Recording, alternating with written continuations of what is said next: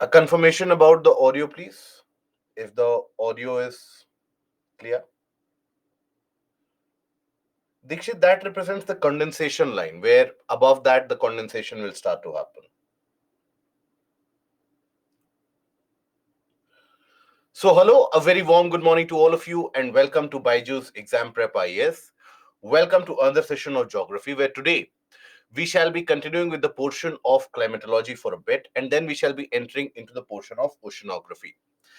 Now, yesterday we had discussed about the Indian climate, and we have had the discussion about the what are the various different factors which end up influencing the climatic condition in India. Now, when we say the climatic conditions in India, they are impacted by a certain factors.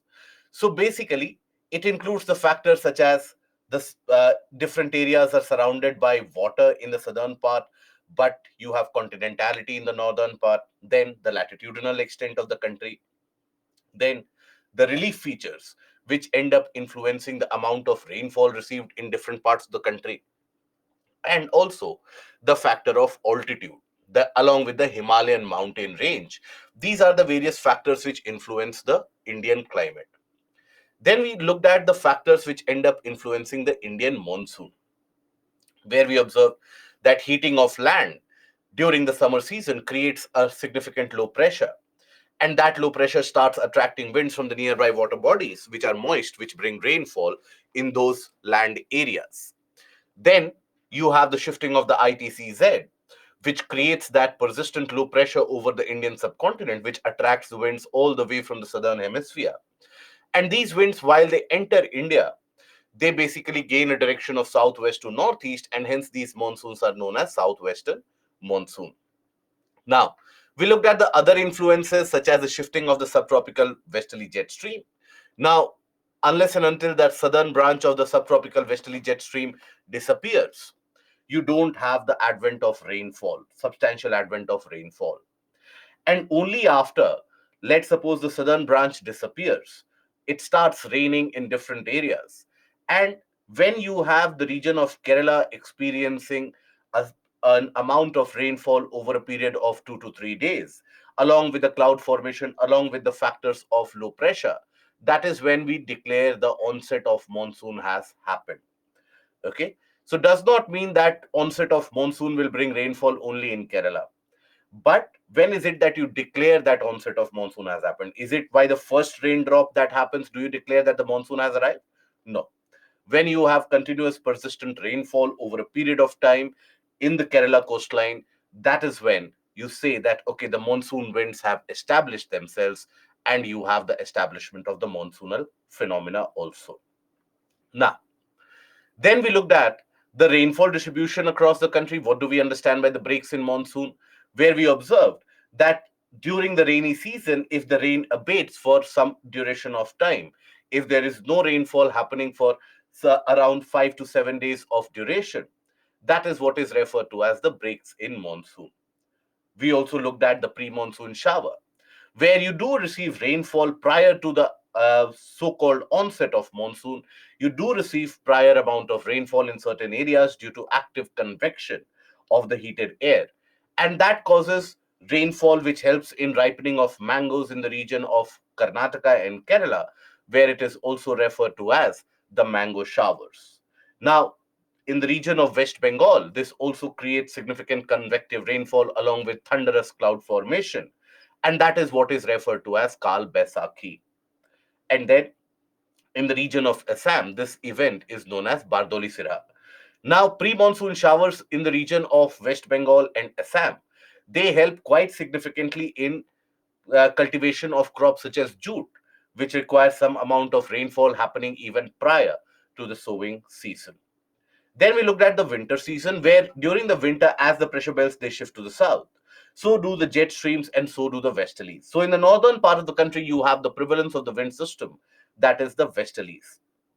Now, after that, we also know that over the region of Mediterranean Sea, there is a difference of temperature which is experienced in the Mediterranean as compared to the European landmass. Now, over the region of Europe, you have cold air mass. Over the region of Mediterranean, you have a comparatively warm air mass. So you have an extratropical disturbance which is created over the Mediterranean, and this disturbance, along with the cloud formation, etc., is carried over by the wind and the westerly winds, which move from west to east. They bring those disturbances over to the Indian region, Indian subcontinent. And these disturbances in the region of the Himalayan foothills, they cause heavy snowfall, thereby making the winters much more harsher. And they cause winter rains in the region of Punjab, Haryana, northern Rajasthan, Madhya Pradesh, Delhi, Uttar Pradesh, sometimes even Bihar, sometimes even West Bengal, and all the way till Assam plains. Now, these are what are known as western disturbances. So this is basically the distribution of rainfall, the aspects of climatic conditions, where we also studied what is the retreat or the withdrawal of monsoon. We also looked into what are the factors when we talk about the northeast monsoon getting established. So those are the factors that we took a look at. Today, we are going to discuss about the global climate, world climate. Now, when you think about world climate, many of us have an expectation that we will tell you that, okay, in Australia right now it is sunny, in the region of South Africa right now it is raining, in the region of Congo right now it is raining. So that is not how world climate should be studied or can be studied or is ever studied. When we say world climate, we basically talk about the climatic classification, that how is it that the entire planet is divided into various zones depending upon the climatic conditions that they experience. Now, this is a particular portion which is going to be relevant only for your prelims. In the portion of GS, UPSC does not ask question from climatic classification in the mains examination. It is only in the optional area where UPSC does ask subjective question from this area. But in GS, UPSC will ask you questions only for the prelims portion. And that too, for the prelims portion, what you need to study is basically the, for your prelims, what is relevant here is features of climate types. And in this also, as we are going to study multiple different types of climate, not all the different climatic types are relevant. So in this also, what is relevant is basically few of them, that is equatorial climate,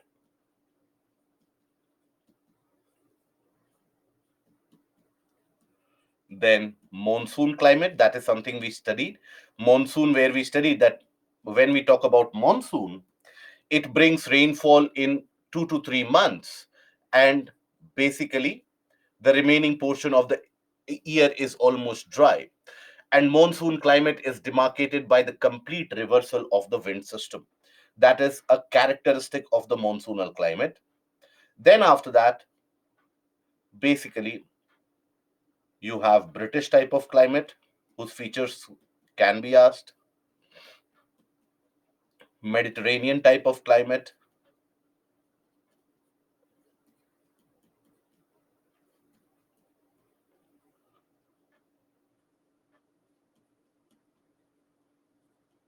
okay.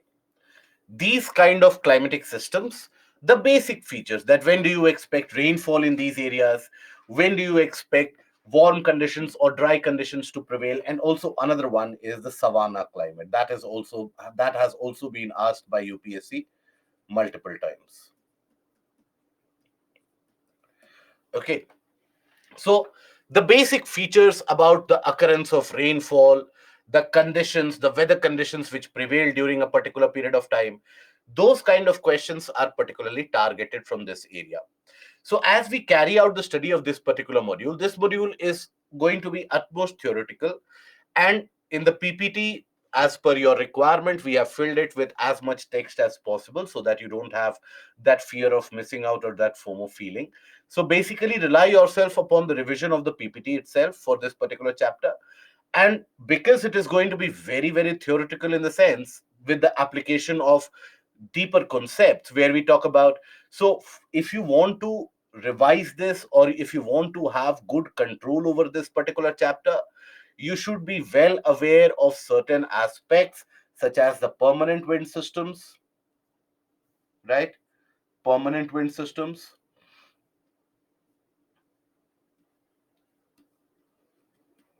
wind systems across the globe.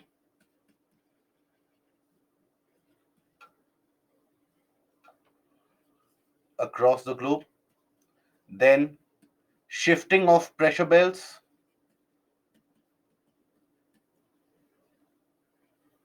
of pressure belts. Now, this shifting of pressure belts leads to the shifting of the wind systems also. Shift in position of the winds.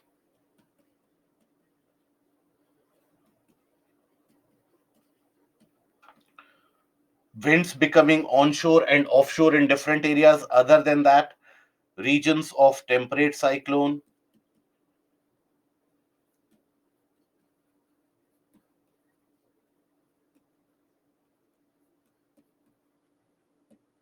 Okay.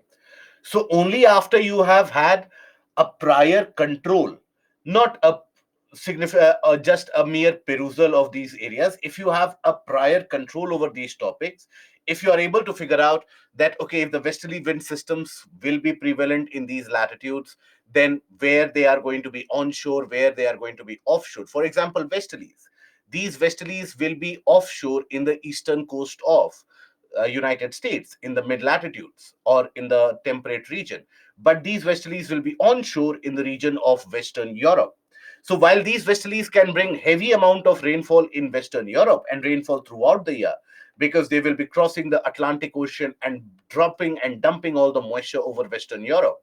At the same time, these westerlies can create dry conditions at the same time because they are offshore winds over some portions of eastern US. So thereby, once you are aware that which wind system can be onshore and offshore, and if the shifting of the pressure belts are happening, then which region will receive onshore or offshore winds. That idea, that analysis is important for you to be able to decipher which particular region experiences what kind of climatic condition. Now, when we talk about the climate classification, here we are going to study, for your general studies, only one type of climate classification is relevant, and that is the Köppen classification. That is what we are going to study about. So in this, we are going to study about Köppen classification.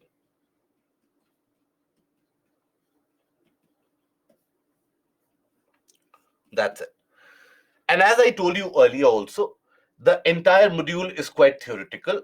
So rely on the PPTs. We will be browsing through this module. Wherever the conceptual portions are required, I will help you understand why there is some seasonal change, why there is some difference in weather pattern experienced over an area. That is something that we shall be discussing. But after that, immediately, we shall be moving into the portion of oceanography. Okay. Now, let us initiate the discussion with the Köppen's classification of the world climate. Now, across the world, you have different type of climatic conditions which are experienced. And throughout the history, people have always been curious about the fact that which regions across the globe they experience which kind of climate. They have been very curious about it for a very long period of time.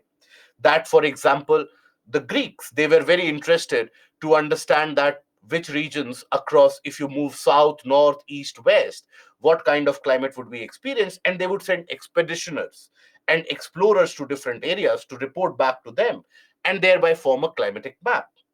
Now, for a long period of time, the understanding of the world was not very significant in terms of climatic conditions because a lot of the areas were not explored and detailed significantly.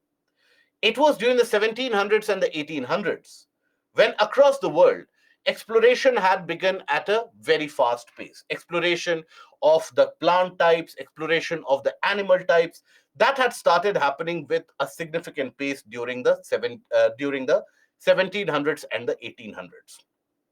Now, you had various different botanists who basically had already carried out study of the various different types of plants and natural vegetation that you find in various different areas. Now you had one such encyclopedia prepared by a renowned French botanist of that time with the name of Candolle. So Candolle basically came up with a kind of an encyclopedia of various different vegetation and a kind of a compilation of plant types across the world.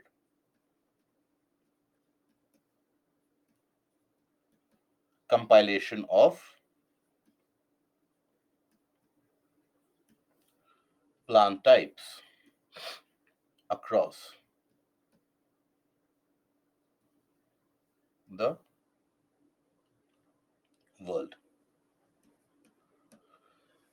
Now, if you had the compilation of the various different types of plants and natural vegetation that you find across the world, then basically the rest of the work was taken up by Vladimir Koppen. Now, Vladimir Koppen in 1900, he looked at that particular compilation of these plants and he thought to himself that what are plants dependent on? When we observe plants in any area, what are they dependent on? So they are dependent on the amount of moisture that is available to them and the temperature in which they grow. If the temperature and moisture are similar in an area, he concluded that the type of plants are going to be similar in that region also. So that is why, and temperature and moisture is a reflection of what? Temperature and moisture is basically a reflection of a climate of a region. So that is why Vladimir Koppen, what he did was, with the help of this compilation, right? With the help of this compilation, he did the classification of the climate, because the idea was very simple, that you have the factors of temperature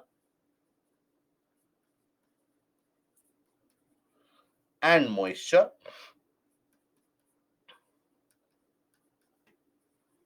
Okay, temperature and moisture, which end up determining the different type of plants. So based upon the plants and their division, Vladimir Koppen was able to summarize the temperature and moisture classification across the entirety of the world. And based upon this concept, based upon the different types of temperature and moisture experienced, Vladimir or Koppen went ahead with this classification of climate. Now, for classifying the climate across the world, he basically used alphabetical letters. He used the letters A, B, C, D, E, and H. These were the letters which were used by Köppen to classify the global climate and basically give the differentiation of the different types of climates experienced across. Now, A type basically would end up representing the climatic conditions observed near equatorial areas and in the tropics, where the average annual temperature would be always higher than 18 degrees Celsius and the regions would receive substantial amount of rainfall. So A type would be represented or would represent the regions across the tropics of the world, right? Now, then furthermore, B type. So, as you would move away from equator, both in northern and southern hemisphere, you come across the region of subtropical high pressure belt. Around 25 to 30 degrees of latitude is where you come across this subtropical high pressure belt. Now, subtropical high pressure belt is a dry region, is not a region which has got excessive amount of rainfall, is a dry region, because in that subtropical high pressure belt you have a continuous sinking air, and that sinking air means lack of rainfall. So there in the subtropical high pressure belt area, you have the prevalence of many of the deserts of the world. Almost all the major deserts of the world, they lie in the subtropics, and that is what was used to depict, or B was a letter which was used to depict deserts and semi-arid regions.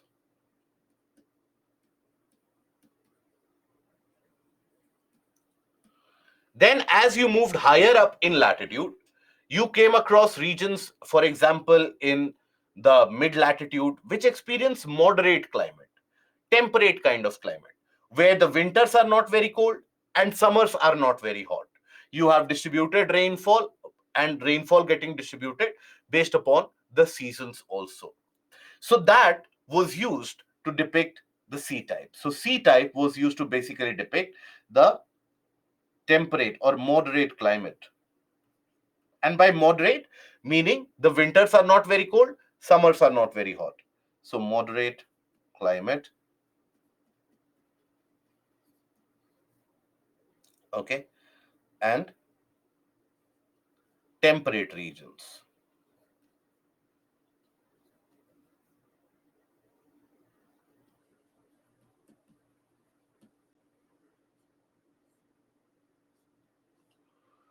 Then after that, D type was used.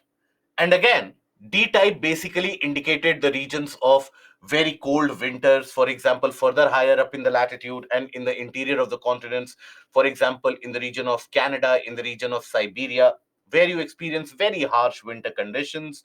The summer conditions are warmer, but there also you don't expect the temperature to go higher than 10-15 degrees Celsius even during summer. So D type would indicate or depict that kind of a region, right? The coniferous area and the region of the conifer forest, etc., that would be represented. So cold winter climate in regions such as areas like Siberia, Canada, etc. Then you had the E type. E type would represent the climatic conditions experienced in the polar areas. Climatic conditions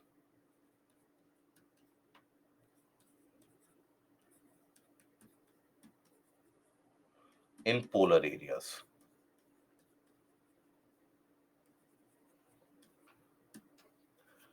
Okay.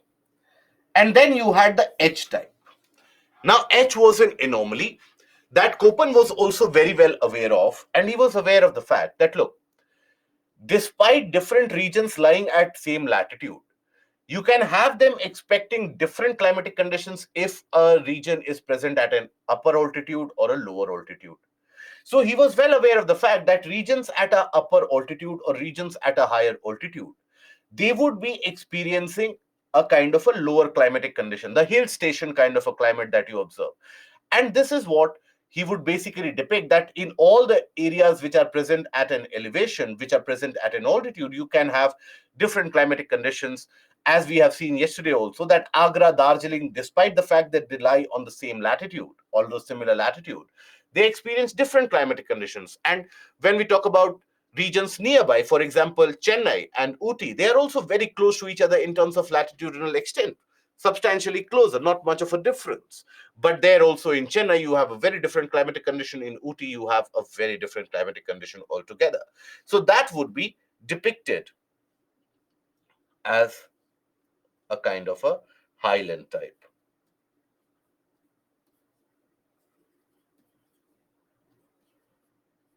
of climate.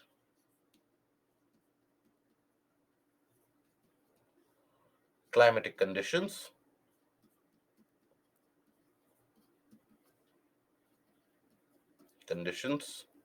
experienced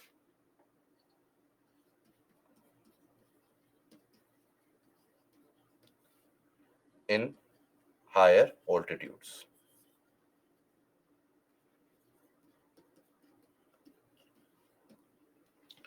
Now, this was the basic classification. But he was also aware of the fact that even across the same latitude, you can have different amount of rainfall in different areas. For example, when we talk about few of the islands in Andaman, now those islands end up receiving rainfall throughout the year. And across a similar latitude, when you consider regions such as Mangalore, Karnataka, etc., now in that area, we do receive monsoonal rainfall. So rainfall is concentrated in 2 to 3 months in the region of Karnataka, and in those 2 to 3 months, it receives so heavy amount of rainfall that it makes up for the rest of the year. In the region of Andaman Nicobar, despite being at the same latitude, you experience rainfall throughout the year, right? Then, for example, in the region around interior of Karnataka, in the region of Maharashtra, in the eastern Maharashtra, in the region of North Karnataka, in the region of Telangana, for example, you experience that you have a very long dry season and a very short season of rain, right? You receive very little amount of rainfall, so you have grasslands in that area, right? So depending upon the variation in rainfall, you had further subclassification based on the small letters were used to depict the variation in rainfall, where a letter F would indicate rainfall all year round.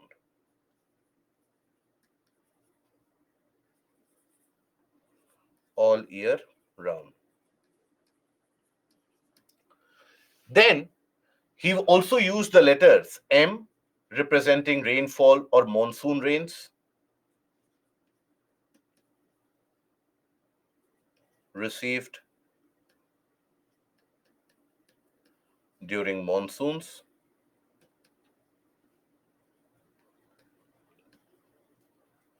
Then S representing summer dry conditions, means rainfall will occur only in winter.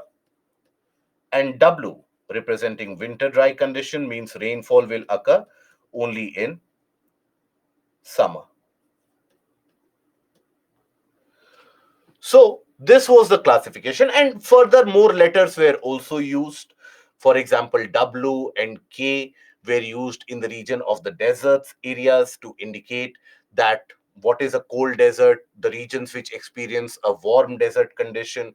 So W, K, H, these have been also been used, and small letters of A, B, C, D have also been used to depict the variation in extremities of temperature, that a region experiences higher temperature or lower temperature. For that, A, B, C, and D are also used.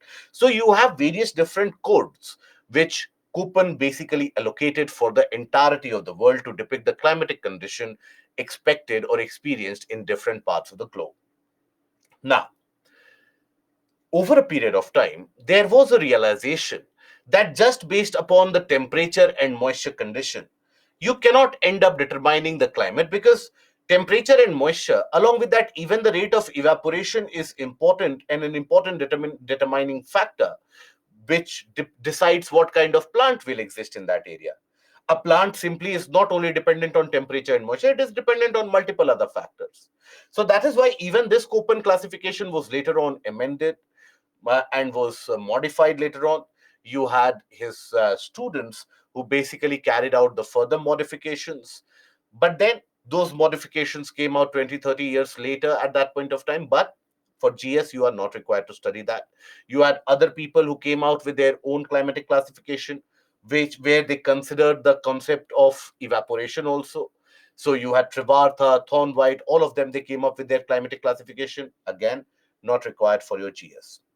Now, in the case of the basic Köppen classification, which is required for GS, which is asked by UPSC in GS, as you will see, and as you have found out, that various parts of the globe will have different codes: AF, AM, AW, then BWH, BWK, CS, then CF, CFA, CFB.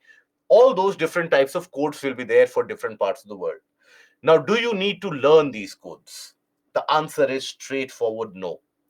Please don't try to start learning these codes. UPSC has not asked a question about these codes till now. UPSC won't be asking you a question that CSA or CFB is which kind of a climate. So all that you need to know is, when we say, for example, equatorial type of climate, which part of the world is it going to be experienced in? What are the climatic conditions that you are going to experience that? Please don't learn the codes. The day that you engage yourself or indulge yourself in learning these codes, you will make it much more complicated for yourself. So please don't do that. Okay. Now, this is the classification of the world climate. So here, let us take a look at it. So when we talk about A type, so A type is basically the humid tropical climate, where the average annual temperature is always throughout the year higher than 18 degrees Celsius, always. So this lies generally within the tropics. That is, Tropic of Cancer in the north and Tropic of Capricorn in the south is the region where you will find the presence of A type of climate. You will have further classification of A type also. B type represents the dry climate, and these are your deserts and the semi-arid grassland type of areas. Okay, so here you have moisture deficiency, moisture deficiency, okay? And here you have the desert regions, both hot and cold deserts. Along with that, semi-arid areas,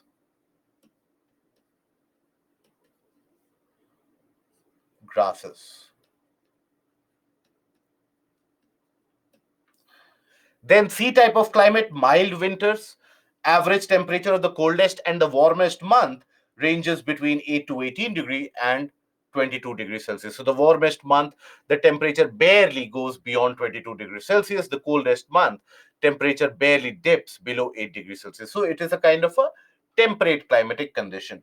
C type is experienced in the mid latitudes in the temperate regions, generally across the coastline.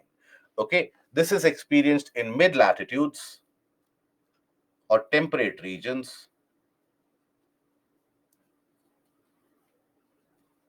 near the coastline.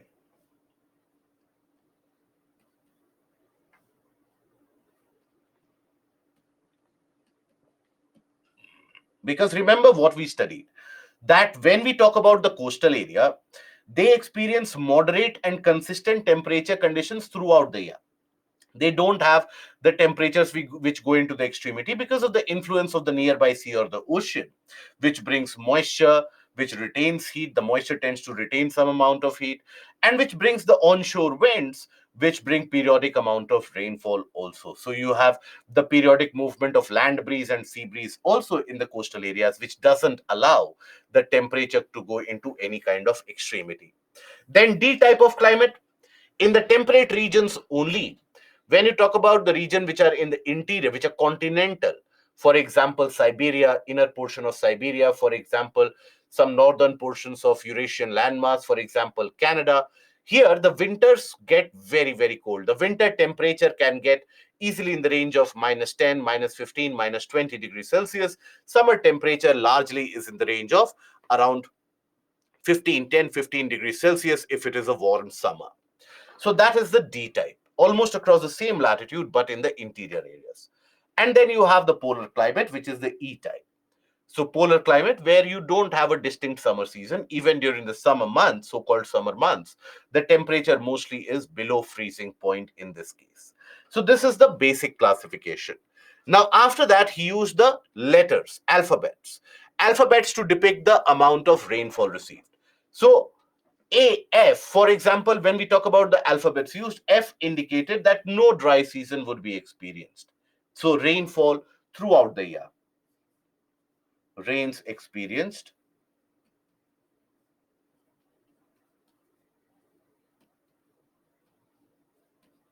throughout the year.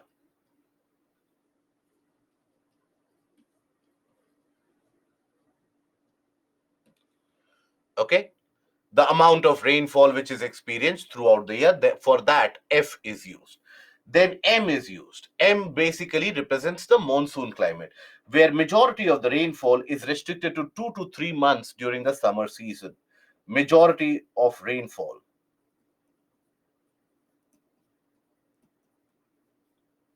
of annual rains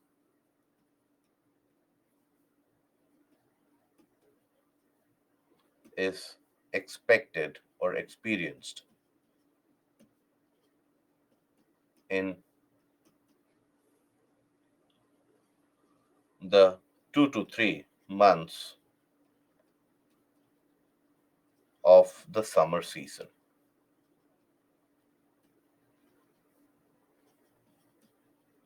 Right? What we experience in our monsoonal climate also. All that rainfall that we receive is basically concentrated in the months of July, June, July, August, isn't it? So it is basically the later portion of the summer season where you expect all these rain, where you experience all this rainfall to be happening. Then you have the winter dry season, W is used, where you receive only rains during summer,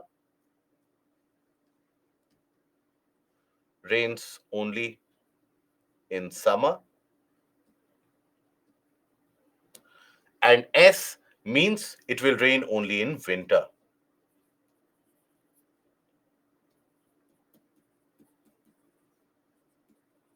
Only winter rains, summer is dry. Along with that, as I told you, A, B, C, and D, the small letters were used to indicate the degree of severity of temperature, how severe is the temperature. So, the climate condition of any region would basically put to use a combination of these letters. For example, when we talk about the region around equator, now, in the region around equator, what do we know about the temperature? Can we say that at equator the temperature is higher than 18 degrees Celsius throughout the year? Can we come to a conclusion that around the region of equator you won't have the temperature falling below 18 degrees Celsius? Obviously, yes. So you attach the term A here. After that, at the region of equator, when do you receive rainfall? Do you receive rainfall in the summer, winter, during the monsoon, or do you receive rainfall throughout the year? Around equator, you receive daily rainfall, convectional rainfall every day in the evening. So you tend to receive rainfall throughout the year in the equatorial areas. It is not restricted only to summer or winter. So throughout the year, if you receive rainfall, you attach the letter F. So that is where equatorial climate will be indicated by AF. When we talk about, for example, coastal regions of Karnataka, let's suppose, western coast of India, let's suppose, west coast of India, suppose. Can we say average annual temperature is higher than 18 degrees Celsius throughout the year? Average annual temperature is higher than 18 degrees Celsius throughout the year. We can say that. Now, the west coast of India will receive rainfall mostly when? During the monsoon months. It is not the case that only in summer, only in winter. When the monsoonal phenomena will come, only then it will receive maximum amount of rainfall. It will receive some rainfall otherwise also, but mostly that rainfall will be concentrated in those areas, in those particular months. So you attach the term AM. Right. So, like that, you go for the climatic classification of the various different areas. Let us take a look at this particular portion. This is your depiction of the world climate. Now, I understand that many of you face a lot of difficulty in grasping this, in learning this. So what I would suggest to you that the modules that I have referred here that cover these modules and cover these portions and then come to this topic. So those particular topics, please go through that about the onshore, offshore, shifting of pressure belts, etc. Now, after that, take a look at the pattern. The pattern which you will look is that generally across the region around equator, you have A type. As you move in the subtropical region, this is the dry desert areas of the world, the subtropics, the desertified areas of the world, the subtropics, desertified areas of the world. And then after that, the temperate regions of the world, temperate regions of the world, temperate regions of the world, right? Moderate climatic condition that you experience. And then in the interior, you experience D type of climate, very cold winter months, almost freezing, significantly below freezing point. Then you consider the polar type of climate. There also you have a classification as polar tundra and basically polar ice caps. So we will take a look at this classification. We'll take a look at the division also. So we start with the A type of climate, right? So here, when we say A type of climate exists between the region of the tropics here, okay, between the area of the tropics. So average annual temperature is higher in this case. Throughout the year, you will experience the temperature in the higher range. But beyond 20 degree, 25 degrees Celsius is the temperature experienced. Okay, so here if you take a look at it, A type, when we talk about tropical humid climates, so tropical humid means tropical represents the climatic condition which you experience between the tropics. Humid represents that you have availability of rainfall, occurrence of significant amount of rainfall. So tropical humid climates exist between Tropic of Cancer and the region of Tropic of Capricorn. Okay, so here this is your tropical humid climatic condition. Now, then the sun being overhead throughout the year, the presence of ITCZ because ITCZ, even if there's a seasonal variation or the shift in the ITCZ, it will always end up lying within the tropics itself, right? So the ITCZ, the presence of the ITCZ brings some amount of moisture also. You have low pressure systems also which prevail, which bring some amount of rainfall in some or the other part of the year. Annual range of temperature is very low. When we say annual range of temperature, what do we mean by that? Annual range represents the variation in temperature between the summer and the winter months. So that variation in summer and winter months is very low, means the temperature is almost consistent throughout the year, right? So when we say that the annual range of temperature is low, we are indicating that difference in temperature in summer and winter temperature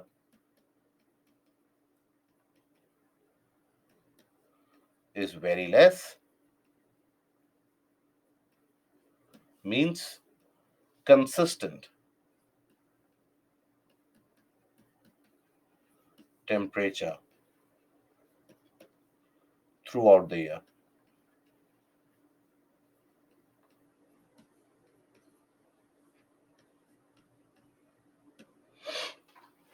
Almost consistent temperature throughout the year, right? But the average annual temperature is high. So on an average throughout the year, the temperature is very high. Now this A type, depending upon the amount of rainfall received and when rainfall is received, you have the various different classifications. So AF, that is tropical wet climate. This is also what is known as the equatorial type of climate.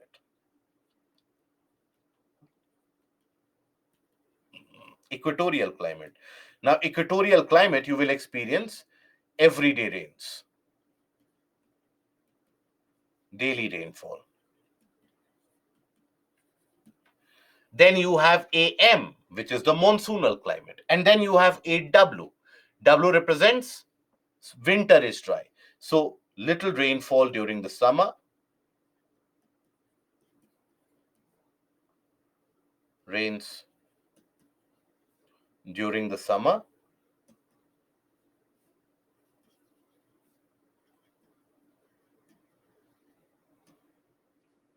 Winter is dry.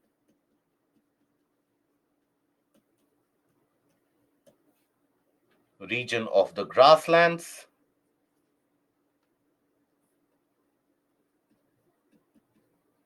Region of grasslands. And this is also what is known as savanna type of climate.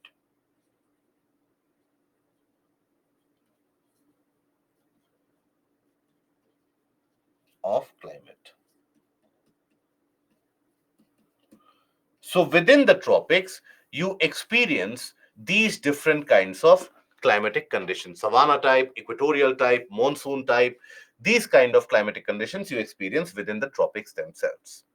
So let us take a look at each one of them. Let us try to understand their basic conditions, starting with the AF type.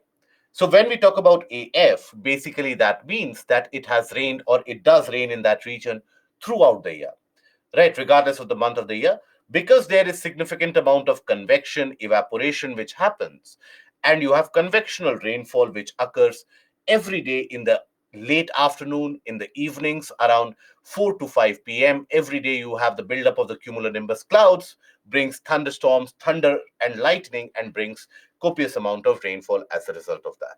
So this is the climatic parameters that you observe in the region of AF. So here the example is taken of a place in Peru, that is Iquitos in Peru. That is just for your example's sake. Now here if you observe in the region of Iquitos in Peru, now there, what do you experience? That this, by the way, JFM, it represents basically the months. Okay, January, February, March, April, May, June, July. So that is what it is represented here. Now you will find that there is rainfall which has occurred, which does occur in every month. Every month you have around 25 to 30 centimeter of rainfall, or 20 centimeter or 15 centimeter of rainfall which occurs every month, and that rain happens throughout the year. So no month of the year will you find the conditions to be dry. And look at the temperature. This red line, that represents the temperature. Look how the temperature is almost consistent throughout the year. You don't have much of a variation between the summer and the winter months. Okay, so consistent temperature, high amount of rainfall received every month of the year. So this basically gives rise to equatorial rainforests that we talk about. Gives rise to equatorial rainforests, or what are also known as evergreen forests.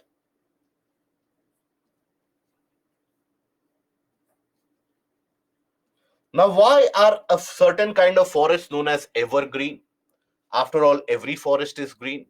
So why are certain forest types known as evergreen? That is because of the basic fact that because of availability of moisture throughout the year, you won't come across any situation or a situation where all the trees at the same time have shed their leaves. No. So you won't come across a situation where the forest appears to be dry and without the greenliness. Maybe if few trees shed their leaves right now, the other trees will remain green. If few other trees shed their leaves maybe after a month, the earlier tree would have regained its green foliage. So throughout the year, every point of time, the forest maintains its green condition, and that is why it is known as evergreen. It does not happen that the entire forest will shed their leaves at the same time, which is the characteristic of a deciduous kind of a forest, which we'll take a look at it later on. Now here, AF, precipitation occurs year round. Variation in temperature is less than 3 degrees Celsius. Humidity, moisture content is extremely high, right? And surface temperature results in formation of cumulus and cumulonimbus clouds, which in early afternoon and in evenings brings rainfall along with thunder and lightning. So you have high rainfall along with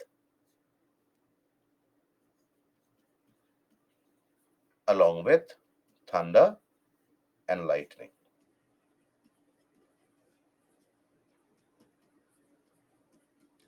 So, in which parts of the world we will experience this is generally in the regions exactly around the region of equator, Amazon rainforest, Congo rainforest, the forested areas around Indonesia, Java, Sumatra, those Southeast Asian region. That is where you will find these regions to be in existence.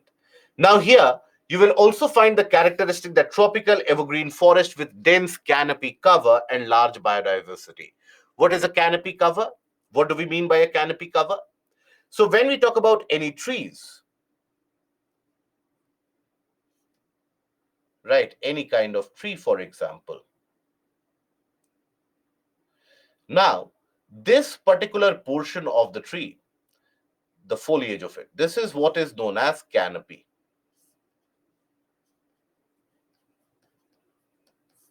Right. So dense canopy means that you have high density of leaves, and also in a particular area you have lot of these. So in a if you talk about evergreen forest or dense forest, how do you come across that? You have the trees virtually overlapping each other, right? So that is why they are able to block sunlight at the ground level. The forest floor does not get adequate amount of sunlight because the density of the trees and the canopy density, that is very, very high. You have almost equal length of day and night because this is the region around equator. Where do you find them? In the region of Peru, Amazon basin, Congo river basin, Philippines, Indonesia, etc.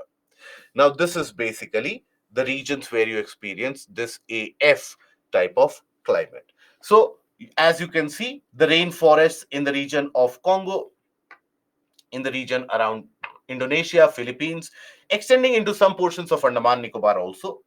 Now, these rainforests in the region of Amazon, they are also what are known as by the name selvas.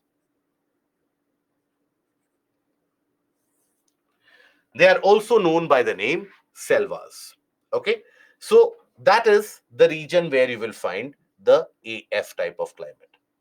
Then we have AM, that is monsoonal climate, where you receive rainfall, but you receive rainfall in 3 to 4 of the warmest months of the year, 2 to 3 of the warmest months of the year. But the amount of rainfall received per month is very high in the monsoonal climate as compared to the equatorial climate. In the equatorial climate, every month you end up receiving around 25 to 30 centimeter of rainfall, as you can see by the parameter and the metric also. But when you take a look at the AM type of climate, you make up for that. Here, take a look at the region of Mangalore. Now, if you take a region of Mangalore here, then rainfall is restricted in certain months only during the monsoon season only. Now, look at the amount of rainfall received only in the month of July. It is around 100 centimeter received only in 1 month. Think about it. Equatorial areas, they receive this much amount of rainfall distributed over 4 months. In the region around western part of the Western Ghats, you end up receiving 100 centimeter in 1 month itself. So the amount of rainfall is high, but it is concentrated in 2 to 3 months of the year, right?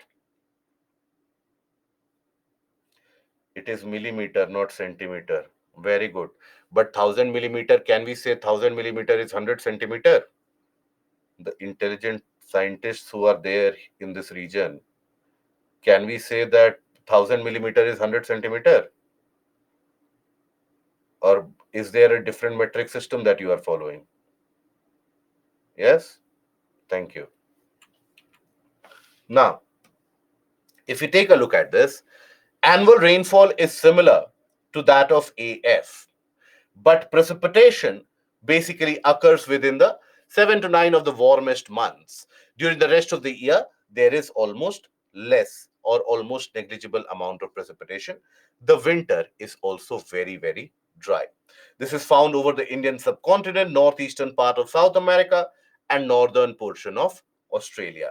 Heavy rainfall is received mostly during the summer because the heating of the land mass creates that low pressure, and that heating of the landmass basically creates the wind pattern which moves towards the landmass, causing copious amount of rains during the summer.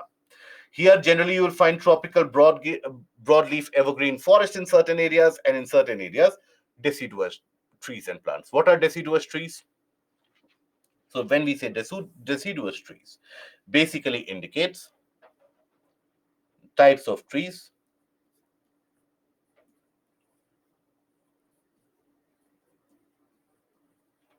which shed their leaves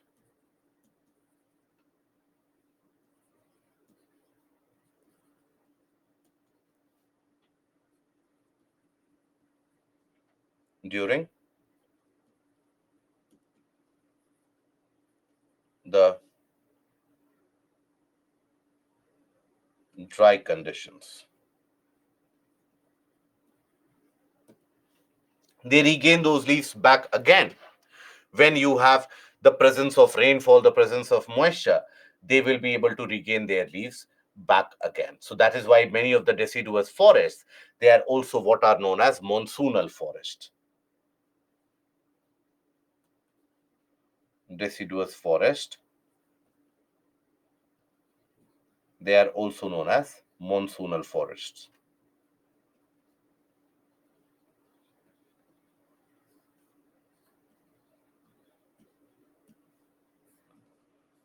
Okay, because when you talk about the monsoon season, suddenly there will be the sprouting of the new leaves will come back up, and the entire forest will give you an appearance of very significant green. But when you have the conditions being dry, all the trees will shed their leaves, and it will appear as if the forest has been stuck with a drought or something. It will be so very leafless. So that is the condition of AM type. Now in monsoon type also in India, as you will see, in the region to the western part of Western Ghats, that is the coastal Karnataka, coastal Maharashtra, coastal Kerala, in those areas, despite the monsoonal climate, you have so much amount of rainfall that you can have the sustenance of evergreen type of trees also. But in many of the other portions of India, you will generally find only deciduous kind of trees. We'll talk about the forest classification of India also at a later point of time. So these are just a mere depiction of the areas. So you have more areas in India also, which experiences in Western Africa also. You have the monsoonal type of climate, which is experienced here also. In these areas also, you experience that monsoonal type of climate. So you experience that in many areas of the planet. But when we talk about the true monsoon, when we say true monsoon, it means a complete reversal of the wind. True monsoon, and this is different from this monsoonal classification. True monsoon is when you have a complete reversal of the wind system. And that, amongst the regions of the globe, India is amongst the very few areas of the world which experiences true monsoon. In many of the areas of the world, for example, in certain portions of the Caribbean, etc., you find that the wind direction changes between the seasons, but it does not revert itself. Those are known as pseudo monsoons, right? Pseudo, which means not true, not completely authentic, but pseudo monsoon is the term used for the other areas. Now, then we come to the AW, tropical wet and dry climate. Now, here, the condition is that you have a very distinct dry season followed by a very short rainy season. So, in this very distinct dry season,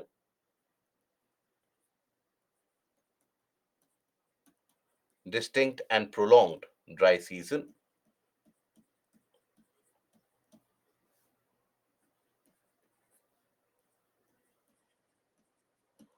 and that is followed by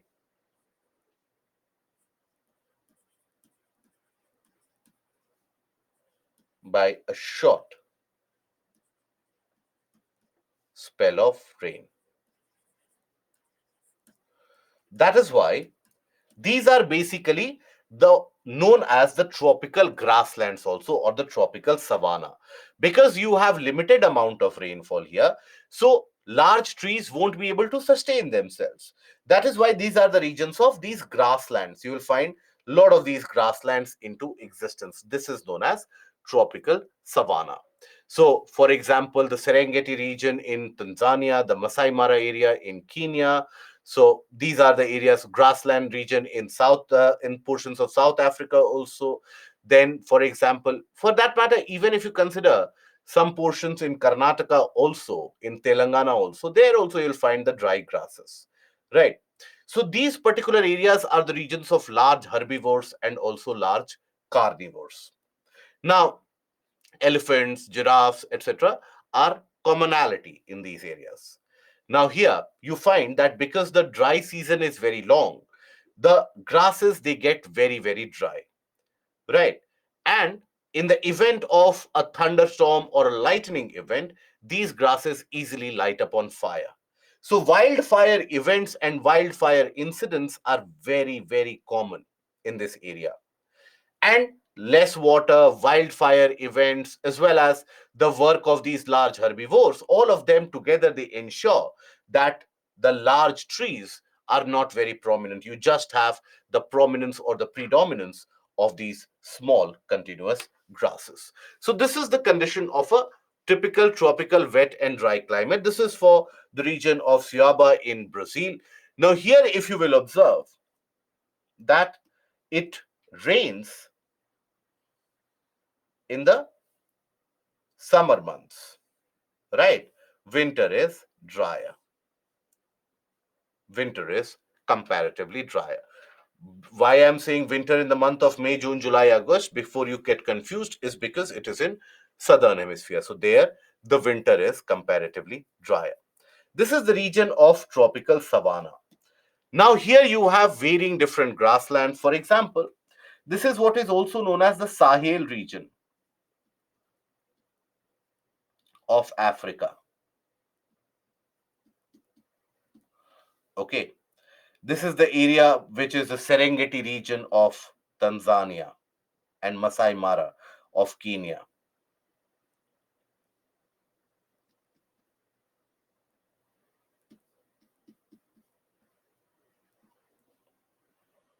Of Kenya, Serengeti of Tanzania.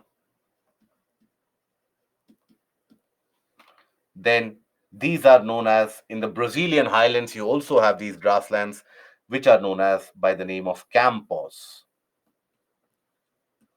You also have these grasslands in the region of Venezuela. which are known by the name of llanos.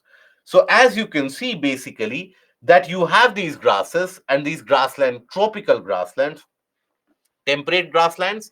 There you have a different conditions altogether, but these are the tropical grasslands, so tropical savanna, which is spread over all these areas. Okay.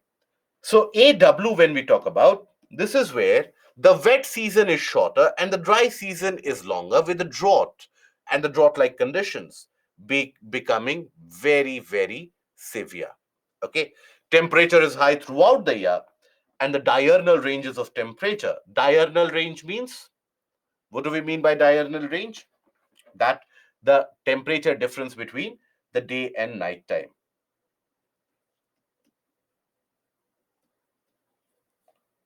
range of temperature basically indicates difference of temperature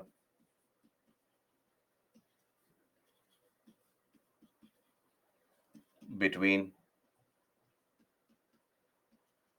day and night. So, temperature during the day is generally higher.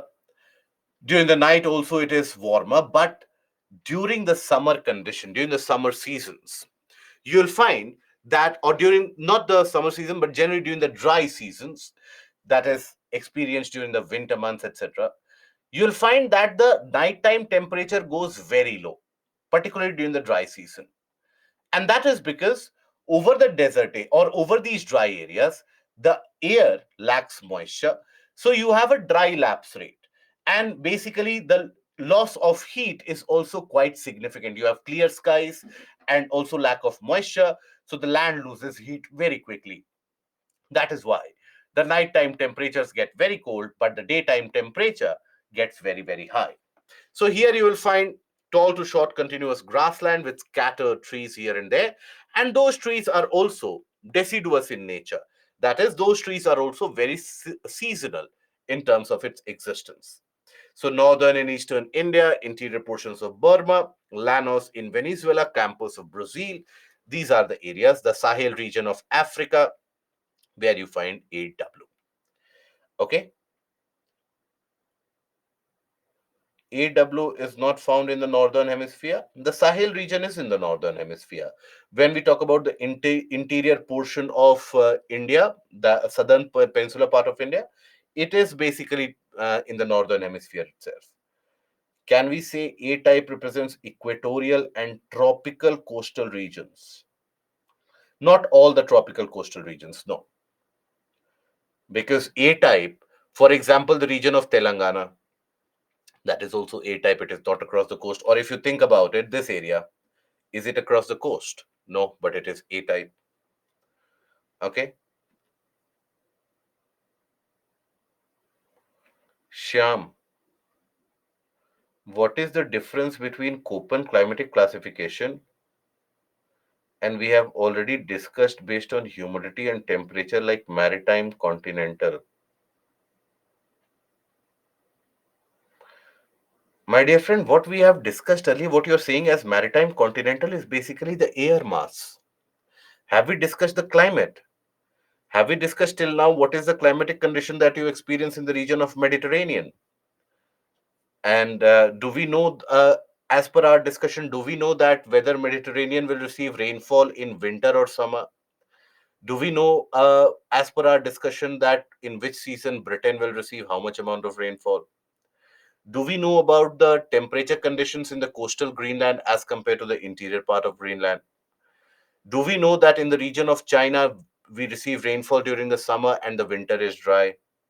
Have we discussed about the conditions, climatic conditions experienced in Central Africa, in the region of Sahel area, in the region of Brazil? I don't think so. Have we discussed that? Right? So this is what we are studying, the world climate here. We are studying the world climatic classification. Okay. So that is where we study the distribution of world climate. What you are talking about, continental, maritime, these were simply air masses and their source areas. But these air masses For example, in equatorial continental, you don't have any substantial different air mass, but you have different climatic condition. I hope I'm making some sense. Otherwise, this entire 1 hour for you would have been very futile, I think. 1 hour for you, if you have this question, you would be left scratching your head that what am I doing? Canopy is basically the green foliage, Aditya, that you find over the trees. Oh, sir, but it influences climate. Yes, it influences climate. So this classification that we are studying, so all the different type of climate is based upon the location of an area, the wind pattern in an area, whether the winds are onshore, offshore, whether a region gets impacted by mid-latitudinal cyclones or not. So that is all of that. Again, I will say that if you are thorough in module 6 and 7, that's it. Module 6 and 7, temperature, wind, and pressure. If you are thorough in that, remaining portions of climatology is just an application of that, including this. Okay. W here means summer rain. Yeah. How many types of climates are in India? So, Rishika, you don't have to use the Köppen classification for the climatic classification of India. In India, you just talk about the various different seasons. For your GS, that is sufficient. For your GS, you don't have to go for the Trivarta or the Thornwhite classification of climate in India. Is it important to memorize some major flora and fauna in these areas? You will be learning that when we study about the biomes in environment ecology. Is Köppen classification the most accepted? No, Ziba. This Köppen classification that we are studying, it simply gives you the basic idea of it. And even this Köppen classification was later modified, as I told you. It became the Köppen-Geiger pole classification, where you had to take into account the regional variations of climate in various areas. Trivarta and Thornwhite, for that matter, Thornwhite is a bit more reliable for that climatic classification. This chapter is confusing and difficult to remember, Shyam. Obviously, yes, because if after 1 hour, if you are thinking that we are studying the same thing, it would be very, very difficult for you. But see, understand, there is about the approach. If you approach this chapter, if you approach this unit with the kind of approach that many of the candidates have, that I don't know what is written there, I will push my way through, I will learn and ratify all of it, and at the end of it, I will be able to recall everything. If you have that approach, that I will learn all of it, this chapter will always be beyond your reckoning. Unless and until you have a photographic memory, then that is a different matter altogether. But for average aware graduate, it will be simply beyond your scope. And I will write it down here itself, now itself. Try to learn it today, try to learn it after a month, or try to learn it after a year. It will be almost an incomprehensible task, right? So if you're spending all your energy on learning this, then basically you won't be able to read anything else.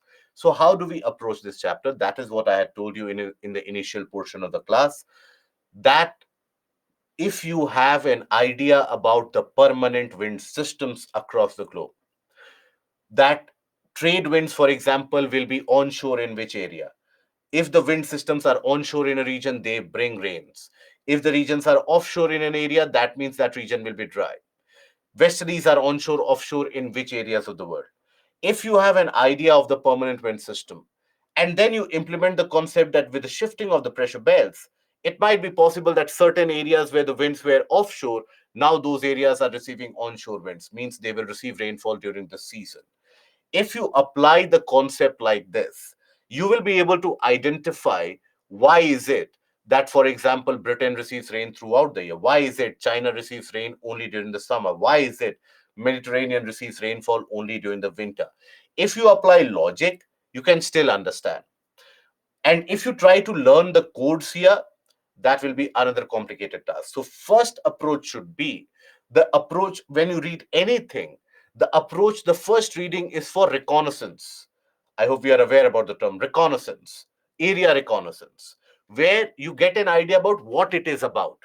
So first reading of the chapter gives you an idea about what this chapter is about.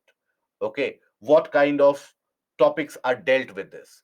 Once you are aware that we talk about the various climates across the world, and the that is the portion of world geography after all, right? I'm sure within a couple of classes I will have frantic comments coming from many of you guys. You have read about physical geography, you have taught us Indian geography, but I have seen world geography is also written. Where is that module of world geography? This is your portion of world geography where you deal with the climatic conditions of the world. So that is where, for example, Amazon River Basin, there it lies on equator, rainfall on a daily basis. Amazon forest and rivers. You would have heard from your childhood days about the Amazon River and the Amazon forest, right? Ever since you would have seen the various movies about snakes and anacondas, I'm sure you would have had that curiosity in your mind about the Amazon forest and the Amazon region. So there, why do you have these rainforests? Why don't you have these rainforests in the region of Uttar Pradesh or Bihar or West Bengal? There must be certain reasons. So apply that kind of a logic. Okay, apply, have that kind of an explorative approach.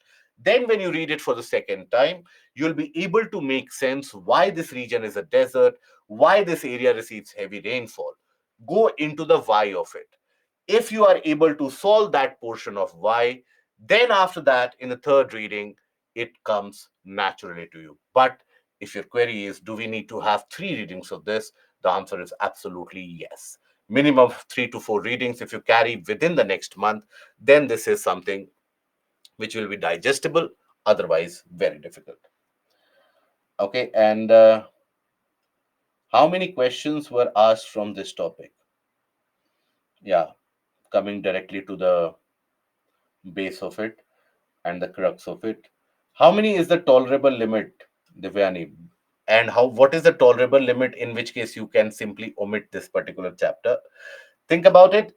Every year, you have almost one or a couple of questions asked from this particular area. At least one question almost every other year is asked. So this is a low hanging fruit.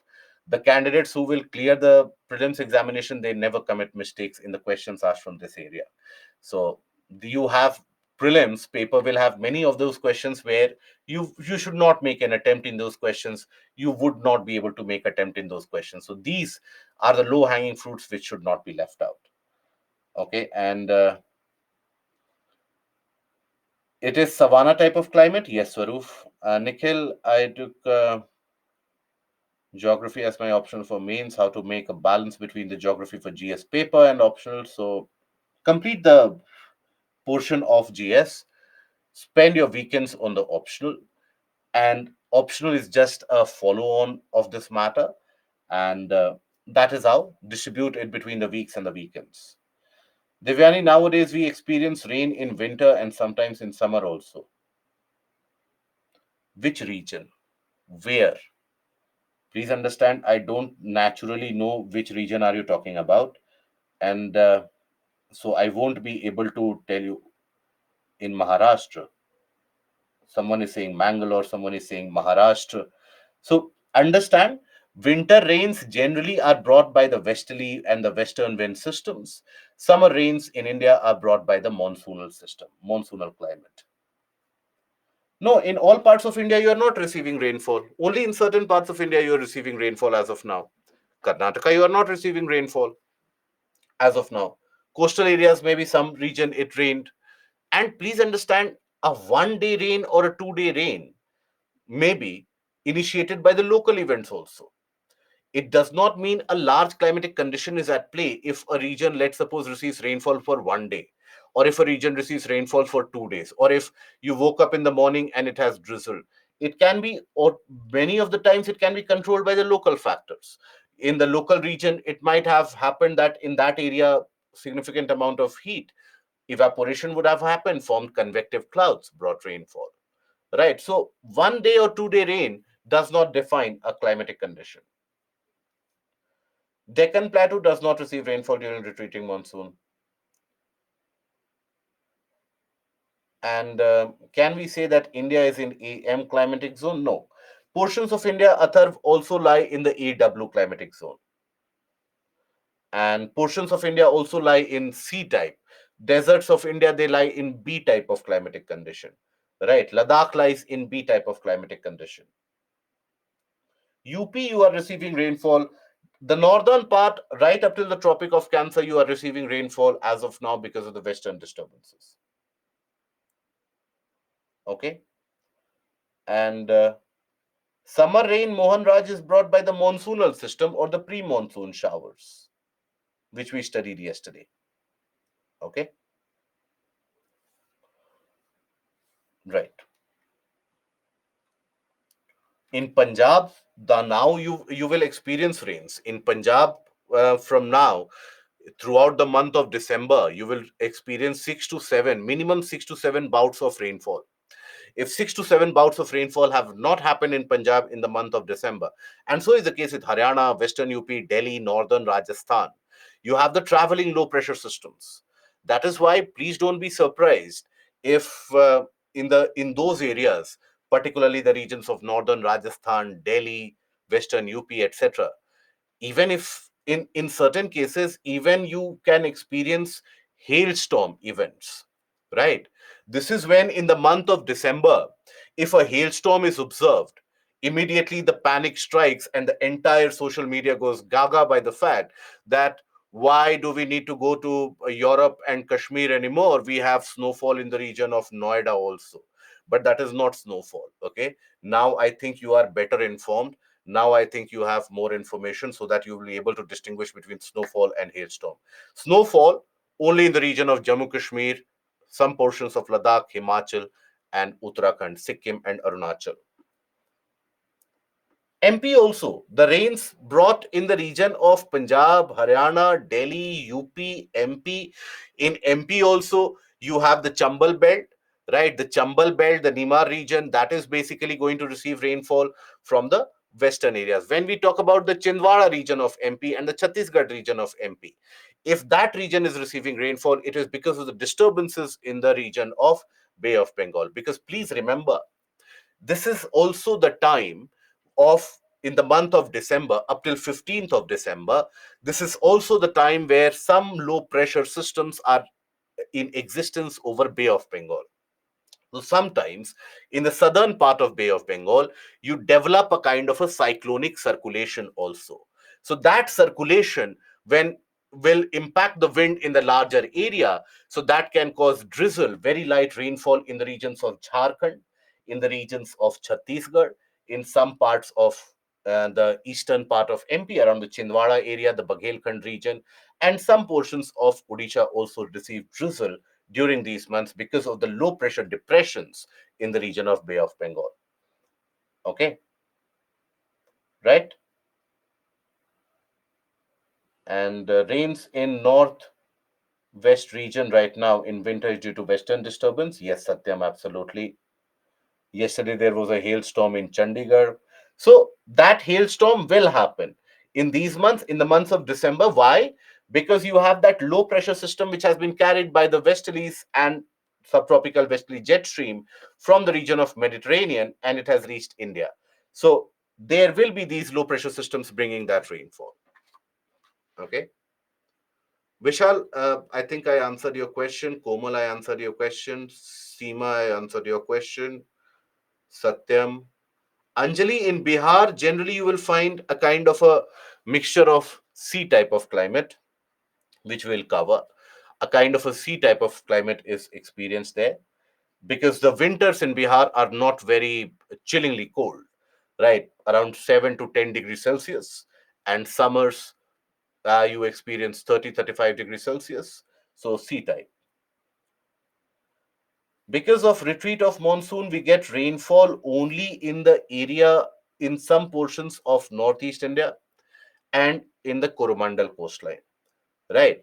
Because you have a high pressure system right now. Understand that you have slowly and steadily as the winter is progressing, straight away from the month of October onwards, you have a high pressure system which starts building up in the northwestern part of India, that is, and to the region of northwestern border of India, that is in the region of the Khyber Pakhtunkhwa region of Pakistan. That is where you have the Potwar Plateau. Potwar Plateau starts becoming colder, and that develops a localized high pressure in that area.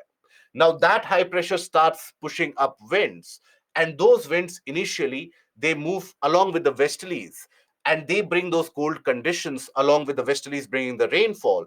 And those, basically those winds, they move all the way to the northeast. Now generally they are continental winds, so they don't cause much rainfall unless and until they are mixed with the western disturbances. But in the northeast, because they are struck between the mountains, whatever little amount of moisture is there, they will bring. And furthermore, as the monsoon or the northeast monsoon is in motion, as it has been established, you will have the Coromandel coastline receiving rainfall. Rainfall occurs only in the low pressure areas, yes. Westerlies blow towards northeast, yes, but in case of western disturbance, it blows towards southeast. When I say blow towards northeast, I mean the northeastern states of the country, not the northeast direction. I mean northeastern states of the country. Okay. Ziba, does West Bengal experience AM? The southern part of West Bengal does experience AM type of climate. Northern part of West Bengal does experience H type of highland type of climate.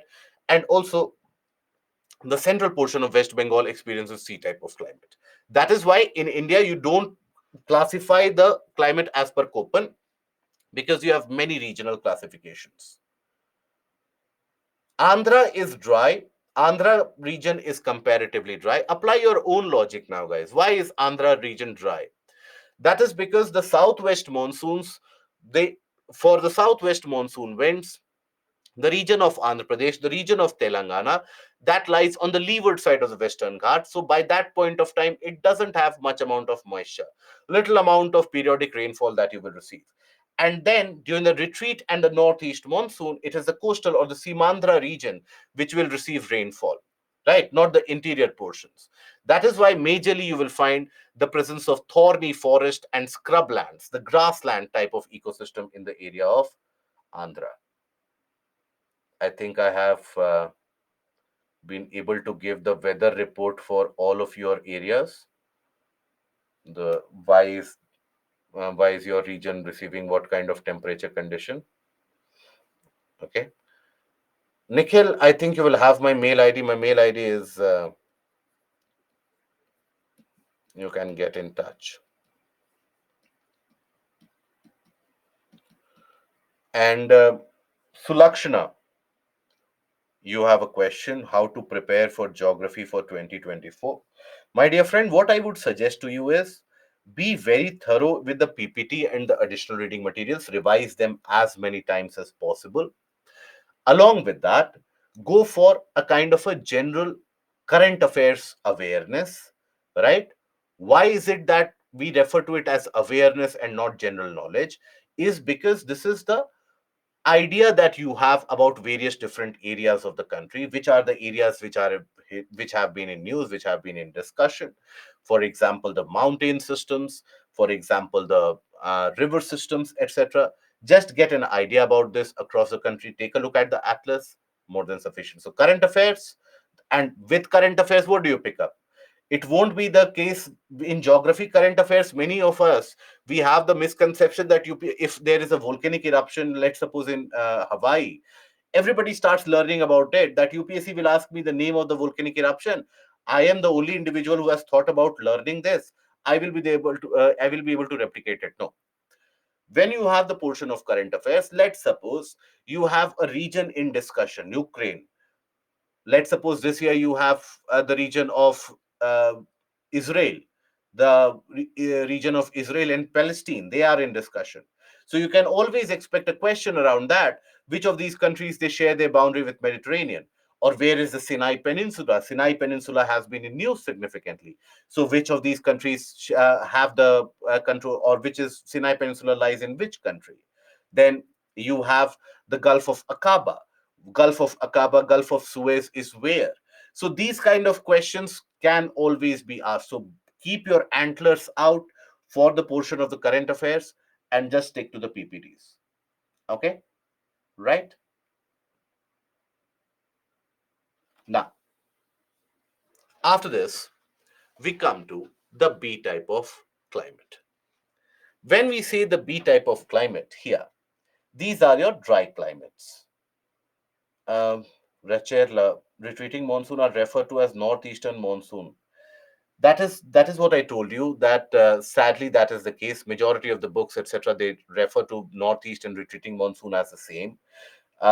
Basically, when you visit the Indian Meteorological Department website, when you follow their news bulletins, they clearly mention that the withdrawal of monsoon has been completed in the month of October. Now northeast monsoon will set into place. Northeast withdrawal of monsoon is the withdrawal of ITCZ from the Indian subcontinent, which takes around 1 to 2 months. When we talk about the northeast monsoon, this is the kind of a wind pattern, the northeastern trade wind system, which sets into place after the ITCZ has moved around the region of equator. Okay, the period is not the same. No, period for retreating and northeast monsoon is different. Northeast monsoon sets into place after the retreat has been completed, after the ITCZ has reached around equator. So the period for the retreat or the withdrawal of monsoon is generally from 17th of September till mid-October. Sometimes it can extend even till November. The period of the northeast monsoon is mid-November onwards, December and January. So they follow each other. Okay. Now, when we say the dry type of climate, we basically refer to those areas, the desert areas, where you will experience or you will come across or witness a fact where the amount of evaporation is higher as compared to the amount of precipitation. So, in this, amount of evaporation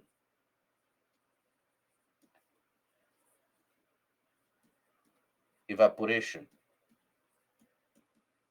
higher in comparison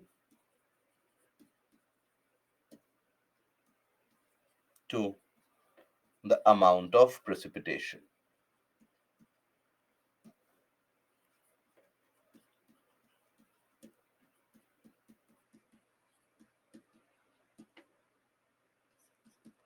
So always there is going to be a dry climatic condition. These are typically the desert areas which lie in the subtropical high pressure areas. High pressure areas means no cloud formation, so no rainfall. Okay. However, you have some deserts which have remained desert for millions of years altogether. For example, the Atacama Desert. Atacama Desert is a desert which has been dry for millions of years, hundreds and thousands of years. But when you take a look at, for example, Sahara Desert, that is not the case. Sahara Desert has become a desert very recently, right? Sahara Desert, around a million year back, that was not a desert. Around a million or a couple of million years back, you had forested areas in that area, right? Thar was not always a desert. Thar has also become a desert very recently. So that is why these desertified areas now they lie in the high pressure areas, and that is why, due to a continuous lack of rainfall for thousands of years, these regions have turned out to be deserts. Having said that, when we talk about the desert areas, you have the basic classification as a hot desert and a cold desert, right? You have a basic classification as a hot desert and a cold desert. For example, Gobi Desert in Mongolia is the example of a cold desert, right? Even Atacama is an example of cold desert, right? So you have hot and cold desert. In the hot desert, the average annual temperature is higher than 18 degrees Celsius. So in this, average temperature is greater than 18 degrees Celsius. In the cold desert, the average temperature is less than 18 degrees Celsius. So, how would they be classified? That is where a smaller letter K and H are attached. So, here when we talk about the hot desert, a small letter H is attached to it. When we talk about the cold desert, letter K is attached to it. Okay, so that is the distinguishing factor. But when we talk about the B type of climate, it also talks about the semi-arid areas where you receive some amount of rainfall, enough to cover the region with some grasses during certain seasons, but not vegetation throughout the year. Vegetation cannot be supported throughout the year. You have very little amount of rainfall in these areas caused because of front formation. Sometimes it happens, or maybe an extratropical cyclone has been formed in certain area. For example, the steppes in Central Asia. Now, there you will have some amount of grasses which can be supported for some time of the year, but not throughout. For example, in Mongolia, in Central Asia, you have many of these. So these are semi-arid regions, right? So you have desert areas also under B type. You have semi-arid areas also under B type. So how do you distinguish between them? So for the desert areas, you attach the term W. For the desert, you attach the term W. And for semi-arid areas, you attach the term S.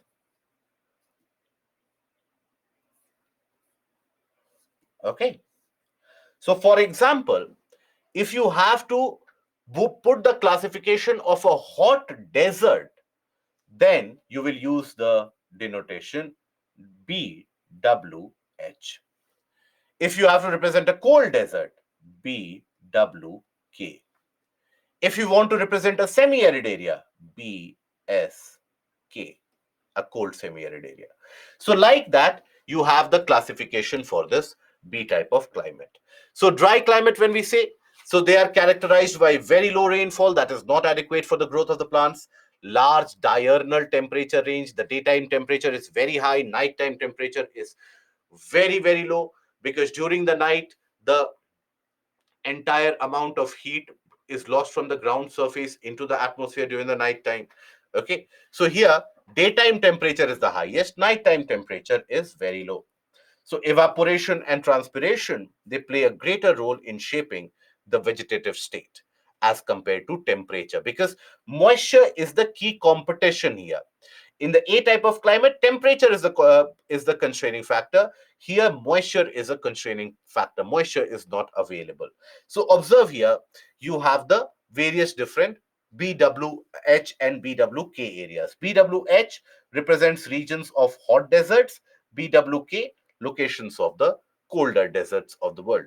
So, for example, Rubal Khali, for example, Daste Lut, for example, the Mojave Desert, all of this, they come under the category. Victoria Desert, Kalahari, all of them, they come into the category of these hot deserts. Gobi comes into the category of cold desert. Thar comes into the category of hot desert. Sahara, obviously, a hot desert. So basically, when we talk about the BW type of climate, this covers still around 12% of the Earth's total land. 12%. And here, you will find a specific kind of vegetation pattern which is known as xerophytes, where the plants and the species, they adapt to the conditions of very little amount of moisture which is available, almost negligible amount of moisture. So you have modifications that the plants undergo. For example, the leaves, rather than the leaves, the plants will have thorns, and rather the green pigments which are present in the leaves, so the plants will have those green pigments in the stem itself, right? So the stem will be greener, and they will be able to store food in the stem. That is where they have fleshy and pulpy stem, right? But if in the desert you have the fleshy and pulpy stem which has food, which will also have some amount of fluid water, so all the animals will easily consume that. So how will the plant be able to survive? In order to survive, the plants develop thorns, right? So that these are the specific kind of adaptations that the plants go through. So here, when we talk about the xerophytic vegetation, it usually grows in this climatic zone. Letters H and K are used as suffixes in the BW to represent hot desert and a cold desert. Why are most of the deserts found in the eastern side of the country or a continent? Musharraf, I would here argue that most of the deserts across the world, they are found on the western side of the continents, and we will take a look at it. Why, when we talk about ocean currents. Now, this is the typical climatic condition that you experience, for example, in Algeria. This is the depiction where you observe that the temperature increases quite substantially, but the moisture available or rainfall is almost absent throughout. Okay. Now, then we have BS. BS is the steppe or a semi-arid. So it spans around 14% of the Earth's land and makes up for the grassland type of climate, right? You have the temperate grasslands in various different areas of the world as well. You have prairies in North America, pampas in South America, veld in the region of South Africa, downs in the region of Australia, Canterbury in the region of New Zealand, right? Steppes in Central Asia, obviously. These are basically your temperate grassland systems where the rainfall is not very high, but because of low temperature, evaporation is also not very high. However, we are not talking about the exactly temperate area, we are talking about semi arid area in this case. So these regions receive more rainfall than their desert counterparts because of mid latitude cyclones and frontal formation. So, frontal rains are received and extratropical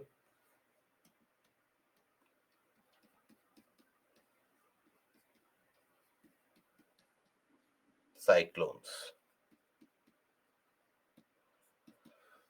B is used for dry type of climate, my dear friend. That is where all the topics, all the headings, they represent that. You need the examples. Examples of what? Okay. Temperate grasslands. When we say temperate grasslands,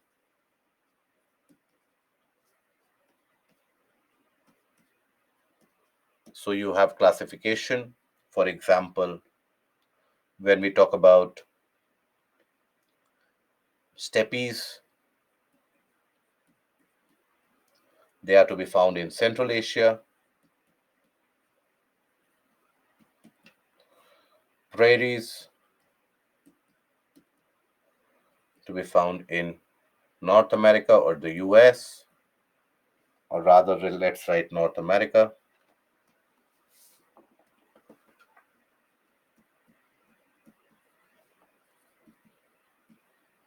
Then you have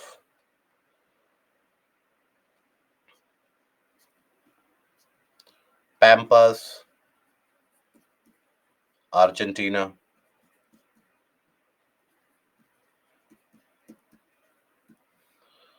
Then you have Pustas in the region of Hungary, Veld in the region of South Africa,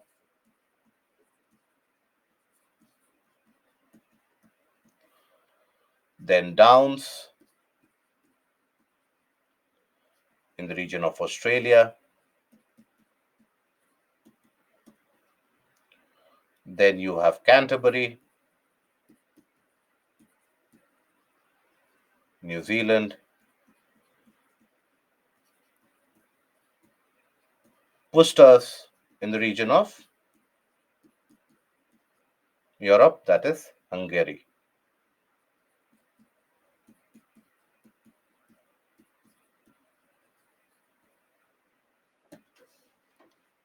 Okay, these are your various examples of temperate grasslands. In India, you have seasonal grasslands, which we will study in Indian climate, Indian physiography. Now, when we talk about BWK, the cold desert or the cold steppe region or the semi-arid areas, so here they are dry because of the continental region. So when we talk about the region of Central Asia, for example, if I talk about this Central Asian region, why do you have a desert here? Because there is no way possible that winds can bring moisture from the oceans to this area, right? So that is why these are deserts, extreme continentality. Many of them, they lie on the leeward side of the mountains also, right? So that is why the accessibility to moisture is very, very less. Whatever amount of rainfall they will receive might be due to a frontal formation, etc. Might end up receiving some amount of rain. So being located at the center of the continent limits its amount of moisture supplied from the ocean sources. Without the moisture, precipitation cannot occur. Now, the presence of mountains upwind these climate can further reduce the moisture availability because they lie on the leeward side or the rain shadow effect. Major expanses of mid-latitude deserts can be found in the Caspian Sea, around the region of Caspian. So if you take a look at around the region of Caspian, only across the Volga River basin will you find some amount of greenliness. On the other side, the conditions will be very, very dry. So the rate of evaporation in the southern part of Caspian is very high. So that is why Caspian Sea is one of those where the northern part has got fresh water, the southern part has got salty water. We'll talk about it in oceanography, right? So north of Himalayas, in the region of Ladakh also, you have cold desert type of climate, western United States, then in Andes and narrow region of southern South America. Mid-latitude deserts have a greater range of both daily and annual temperature. Now, sea type of climate. Sea type of climate is where you have moderate climatic conditions. Winters are not very cold, summers are not very hot. So these lie generally in the mid latitudes, that is around 35-40 degrees and across the coastal areas. So that the influence of the wind system is quite significant. The influence of the water bodies nearby is quite significant because these water bodies make the conditions moderate overall. So hot and humid summers and mild winters extending between 30 to 50-degree latitude northwards and southwards of equator. Now these are generally across the eastern and the western extremities of each of the continent. Sometimes summer months may feature thunderous convective storms, and in winter months you might have mid-latitudinal cyclones or extratropical cyclones or temperate cyclones bringing rains. So here also you have a further classification depending upon which region experiences this. So here when you talk about it, even this area will experience this. Western Europe will also experience this, right? This entire region will experience sea type of climate. Now, they are named differently based upon the different pattern of conditions that they experience. So this is also what is known as British type of climate,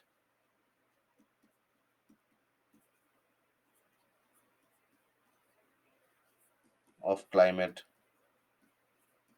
This is what is also known as China type of climate.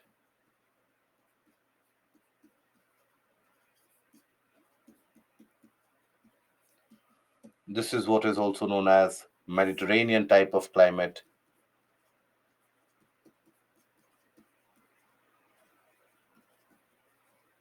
Type of climate. This is what is known as the Gulf type of climate because it is around the region of Gulf of Mexico, receives rainfall almost throughout the year. Gulf type of climate.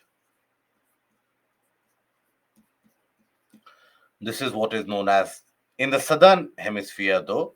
All these three, they are known in portions of southern Australia also experience this. This is known as natal type. After a place in South Africa, that is the natal region, where you experience that type of climate, this is also known as natal type of climate. So all of that comes into the case of the sea type of climatic condition. A moderate temperate type of climatic condition is what you experience in this. So here, if you take a look at the further classification of the sea type, you have CFA, humid subtropical climate, CFB, this is what is the British type. So CFA means what? It is moderate, raining throughout the year, comparatively warmer. The Gulf type of climate is associated with this. CFB, it is raining throughout the year. The temperature is slightly lower, and basically it is in the temperate region. So Britain, western portion of Europe, they will experience rainfall throughout the year. Why? Because if you take a look at their location, here you will have the westerly wind moving. Now, these westerly winds, they will consistently be picking up moisture from the region of Atlantic and bringing rains. That is why you have the very famous London rains. On a daily basis, the region of Britain receives rainfall. Okay. CS or Mediterranean type of climates. S means only winter rains.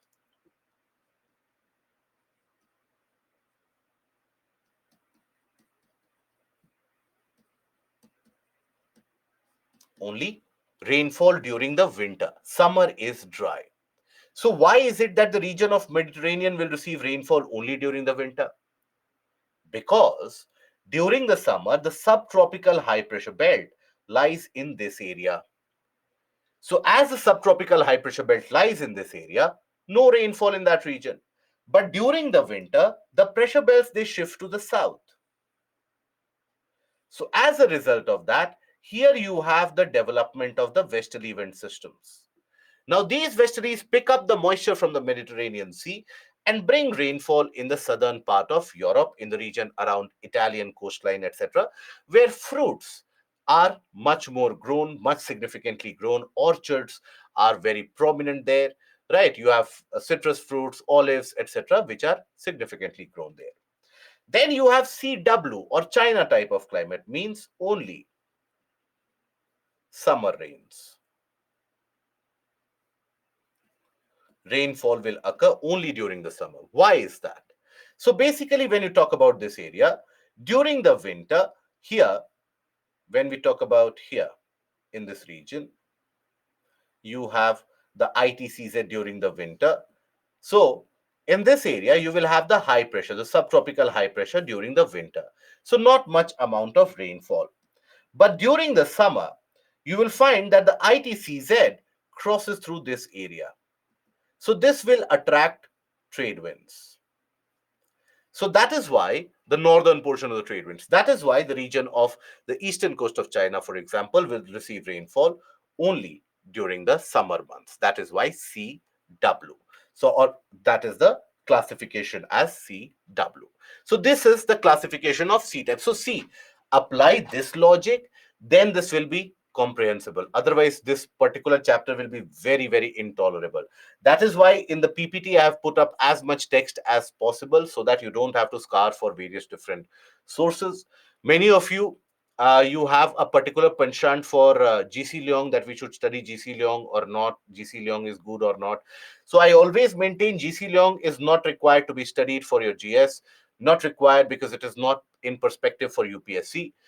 But this is the only chapter which GC Leong has managed to do a good job, where it has gone into so much of detail. Much of that is not even required, but if you want to gain a perspective, GC Leong won't be a bad idea for that. Now, then, only if you have that book. Otherwise, please don't read that book. Now, then we have the details of the CFA. CF means throughout the year it will rain. A, it is warmer, so closer to the tropics, right?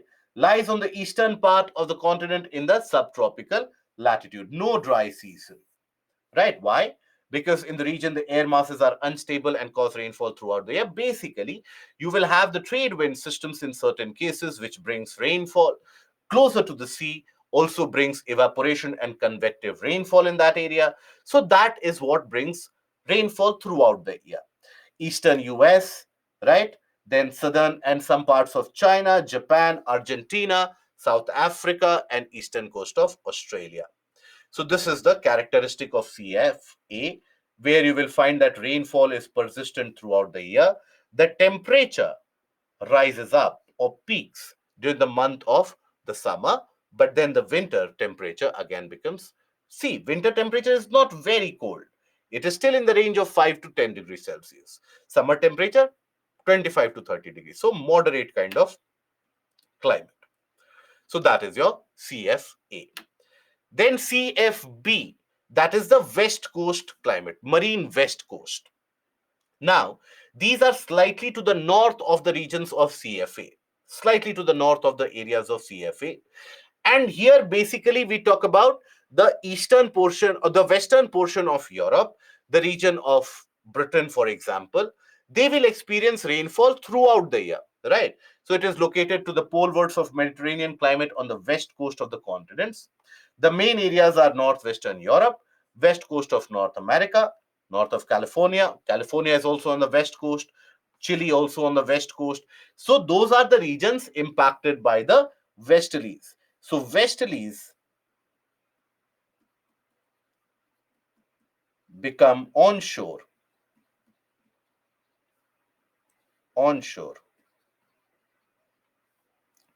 in this area, bringing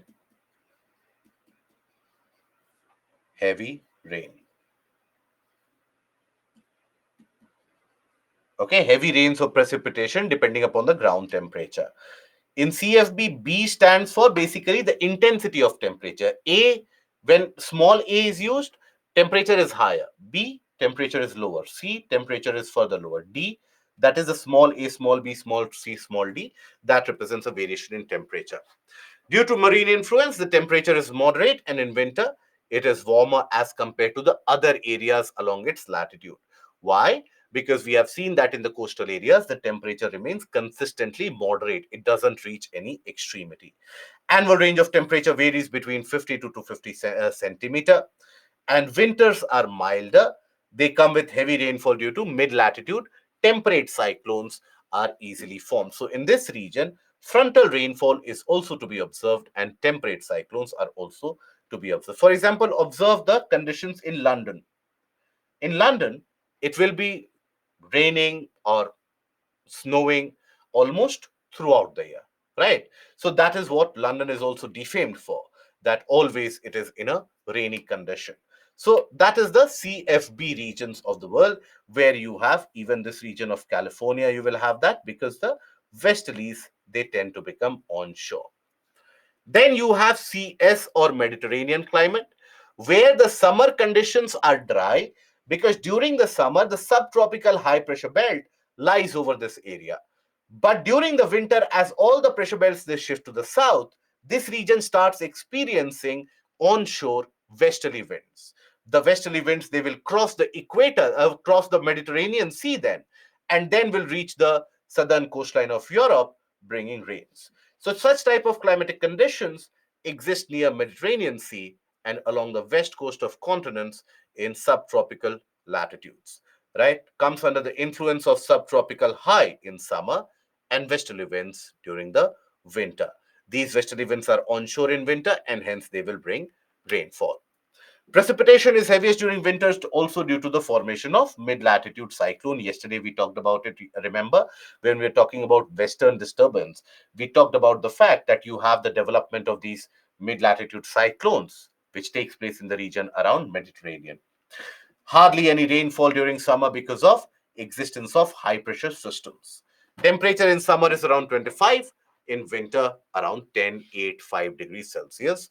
And here basically you have fruit, orchard farming, etc., which is very common. So this is the region of CS or Mediterranean climatic zone. CW, the China type of climate, dry in winter, hot in summer. So here, basically, you will find this condition even in North Indian region, many portions of North India also, Central India also, where rainfall you receive only during summer, no winter rainfall is received, but you have moderate temperate climatic condition. So here the rainfall is received in the China type of climate because of the movement of ITCZ. Rainfall in summer due to movement of ITCZ.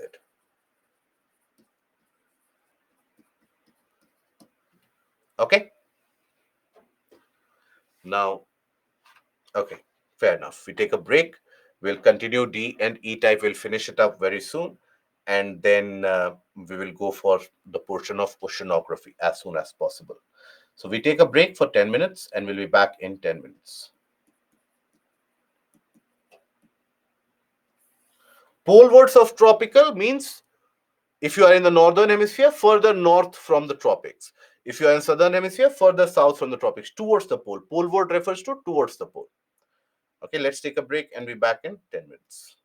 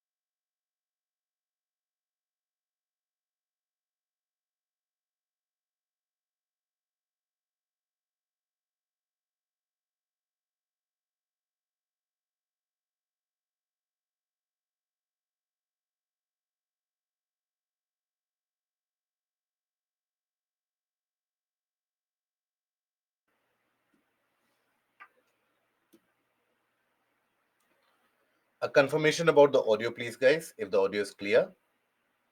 Thank you.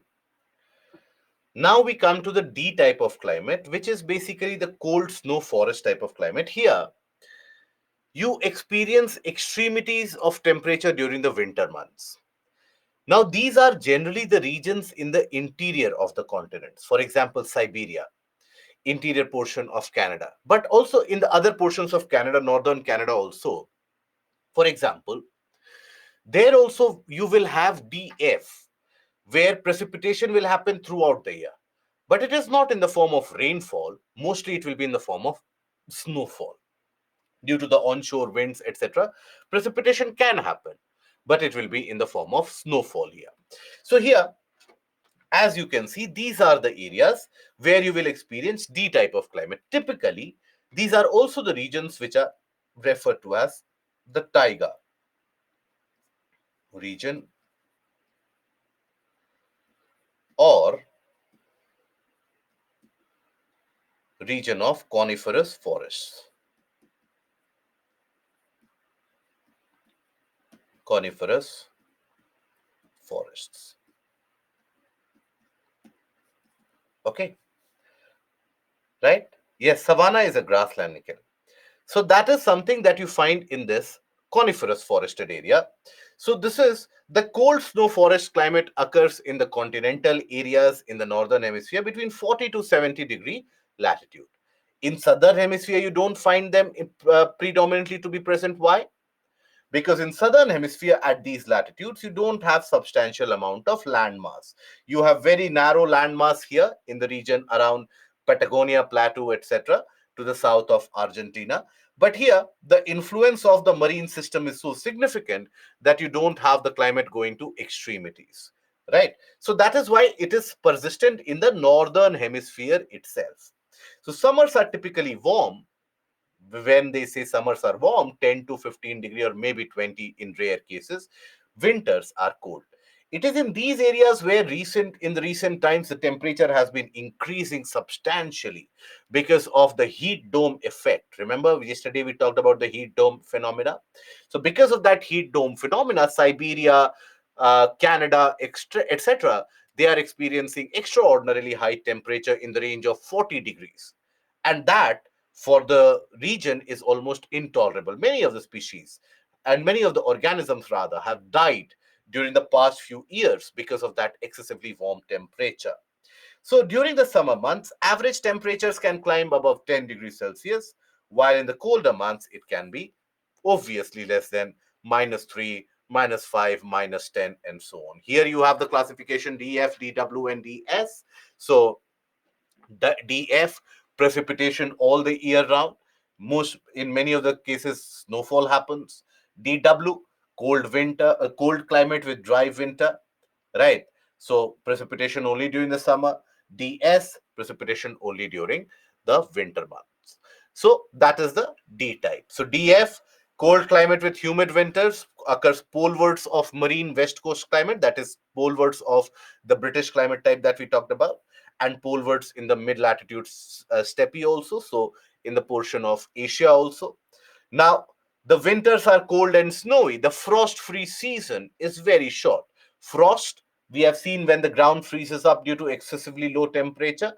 So frost free season is very short. Annual ranges of temperature are large. Okay, so here poleward the winters are more severe. So this is the example of this. So here if you observe that what is the summer temperature? Summer temperature is around 20 degrees Celsius. What is the winter temperature looking to be around? Winter temperature in Winnipeg in Canada easily comes around -18, -19 degree Celsius. So that is here you will observe precipitation which occurs throughout the year.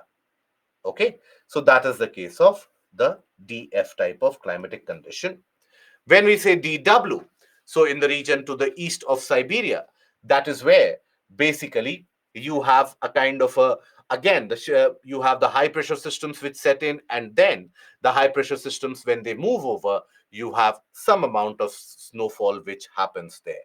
So the development of pronounced winter anticyclone, that is the Siberian high, is observed in this area, and it weakens during the summer. Siberian high is not so prominent during the summer, and that is where some amount of precipitation occurs.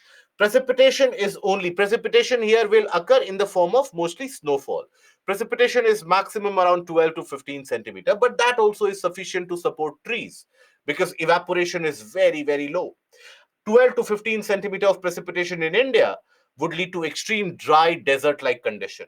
But 12 to 15 centimeter of precipitation in the region of Siberia is sufficient for that area because of low temperature, rate of evaporation is also low.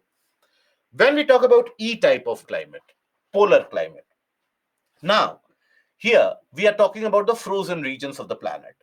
Now here also, for example, when we talk about the coastal areas of Greenland, coastlines of, let's suppose, Antarctica. Now, these coastal areas, they experience melting of ice. These are basically regions of permafrost. Permafrost, we have talked about the fact they are permanently frozen grounds where the ground and the subsoil region also is permanently frozen. So during the summer season, the top portion of ice can melt, exposing the soil in the coastal areas, in the coastal regions of Antarctica, etc. But during the winter season, the entire region gets frozen. But here also you have a classification into ET and EF. ET and EF. Okay. However, due to climate change, recently we have experienced a phenomena where for the first time, the coastlines, in certain coastlines of Antarctica, managed to remain ice-free throughout the year. And that is something that we have witnessed after maybe a very, very long period of time. And look at the tenacity of life. That is where we say that life is about perseverance. As soon as Antarctica witnessed in the coastline that you did not have ice for the full year, immediately flowering plants that started being found. So life always finds a way, right? Even if a region melts after thousands of years, life will find a way to survive. It is just a matter of whether we humans find a way to survive or not. That is what we are concerned with. Now, polar climate exists polewards beyond 70-degree latitude. Temperatures are usually low all year round. Warmest months will see the temperature of 5 degrees, 6 degrees Celsius. Winter, always temperature around minus 30, minus 40, minus 50, usually occurring in the northern coastal areas of North America, Siberia, Europe, Greenland, and Antarctica. Here you have two classification, ET, where during the summer you will still have, due to the polar ice melt, you will still have certain areas which become ice free during the summer season. Now, in that condition, you will have mosses, lichens, etc., which start growing there, right? Mosses and lichens, they start growing there. So, this is the region of permafrost where the subsoil is permanently frozen, right? During summer, the tundra regions have very long duration. So, these are the areas where during the summer, the daytime will be very, very long. During the winter, it will be the night time, which will be very, very long, not compared to our nights. If you talk about the region of Greenland, for example, some portions of Greenland, you will find, or not even Greenland, let's talk only about Norway. For example, if you happen to go to Norway in these months, you will have a very prolonged night time, a very prolonged nighttime condition where the sun will set a lot earlier in the evening itself and basically will rise up much later also, right? If you go during the summer season into Norway, now basically what you will experience that the sun will start setting maybe at 11 p.m. at night. You will experience a sunset, or maybe 11:30 p.m. at night you will experience a sunset. So the daytime gets very, very long, nighttime also gets very, very long. Think about it.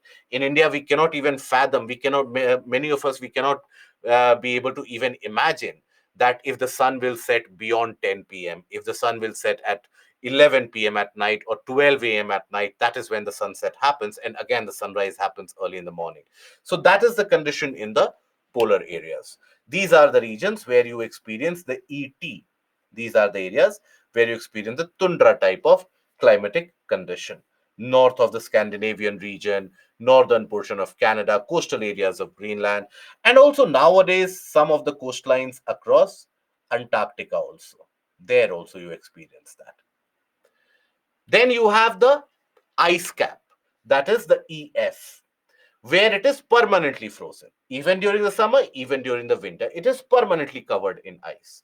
So, for example, the interior of Greenland, the interior of Antarctica, where even during the summer months, the temperature is below freezing point in most of the cases.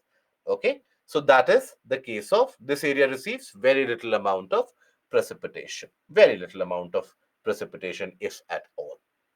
So that is where you have the EF.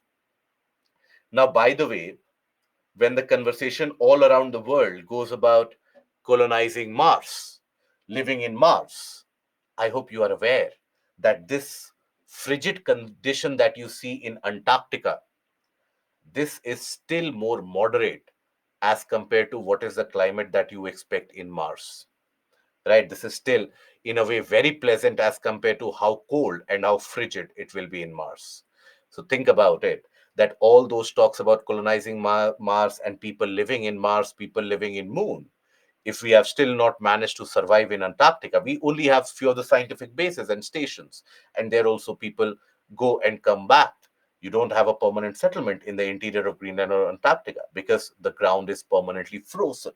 Okay, so that is basically the condition of EF, and this is again a recap of the entire of the Köppen classification. Just remember, A type of climate closest to equator, then comes B type, slightly further higher, further more in the latitudinal extent, subtropical areas, then the coastal areas C type, interior areas D type, and then polar areas E type. Okay, let's take a few of the questions now to tell you what kind of questions can be asked. Seasonal reversal of winds is a typical characteristic of. These should be very easy. I want minimum 80% of you to give the correct answer. 20% will always give the incorrect answer because revolutionaries are present amongst us also. So at least 80% of you. Seasonal reversal of winds is a characteristic of which type of climate?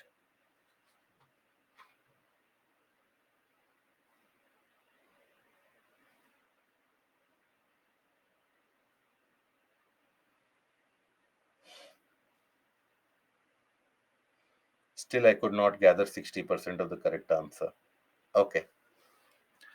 Basically, where is it that seasonal reversal of the wind happens? In the region of monsoon climate, where basically there is a complete reversal of the wind system between the various seasons. That is the monsoon climate. Consider the following statements. This is your one, this is your two. The winds which blow between 30 and 60 latitudes throughout the year are known as westerlies. The moist air masses that cause winter rains in the northwestern region of India are a part of the westerlies. Which of them, which of the statements given above is or are correct? Read the statement very, very carefully.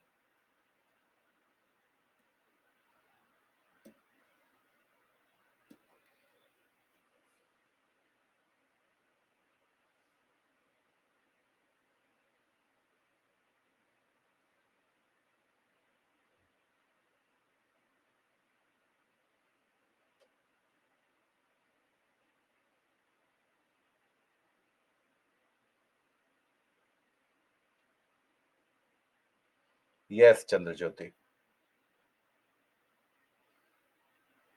Correct, Aditya. Good, good. At least majority of you have given the correct answer. Winds which blow between 30° north and 60° south latitude throughout the year are known as westerlies. Can this be correct? No. Westerlies will blow either between 30° north and 60° north, or 30° south and 60° south.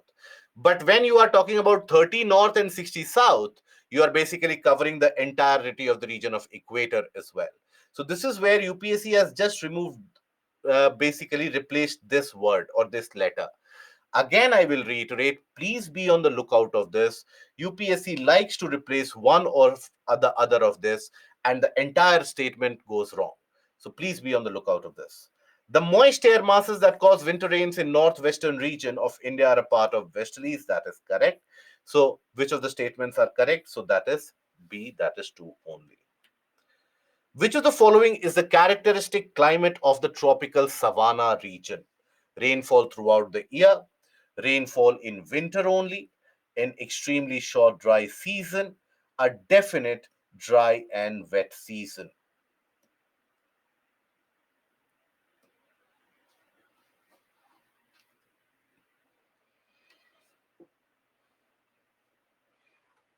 Komal, if I'm not mistaken, you had a similar query for yesterday's session also, na? About how to learn that portion of. So, what I gather is climatology is particularly weaker for you, isn't it?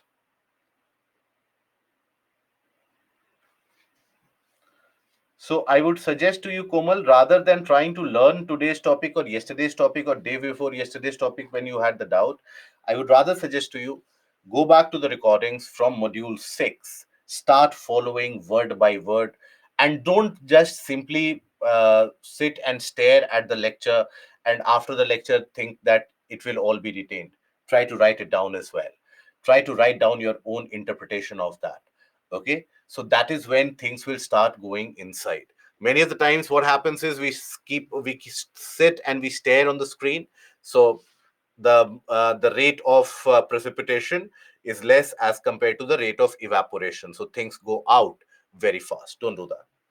So here we basically have a definite dry and wet season is the characteristic climate of tropical savanna. Extremely short dry season cannot be there. Rainfall in winter only cannot be there because in tropics you don't have the summer dry condition. Then rainfall throughout the year can also AF type is also not there. Then consider the following statements. The duration of monsoon decreases from southern India to northern India. The amount of annual rainfall in the northern plains of India decreases from east to west. Which of the statements given above is or are correct?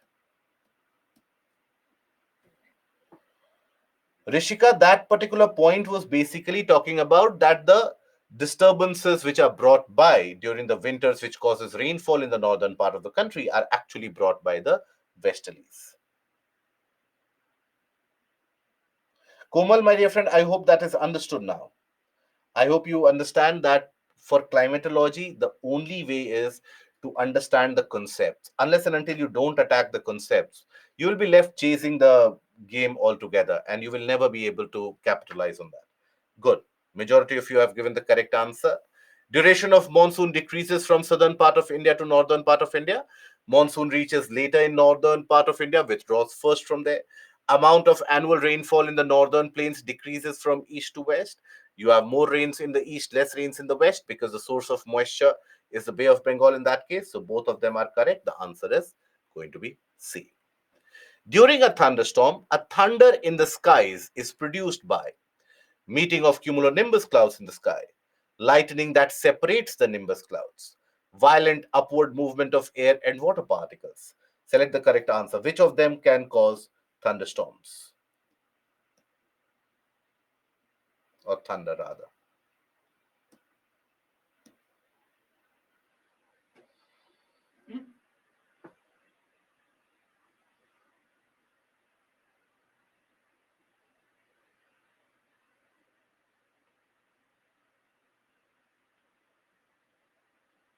Good, Aditya.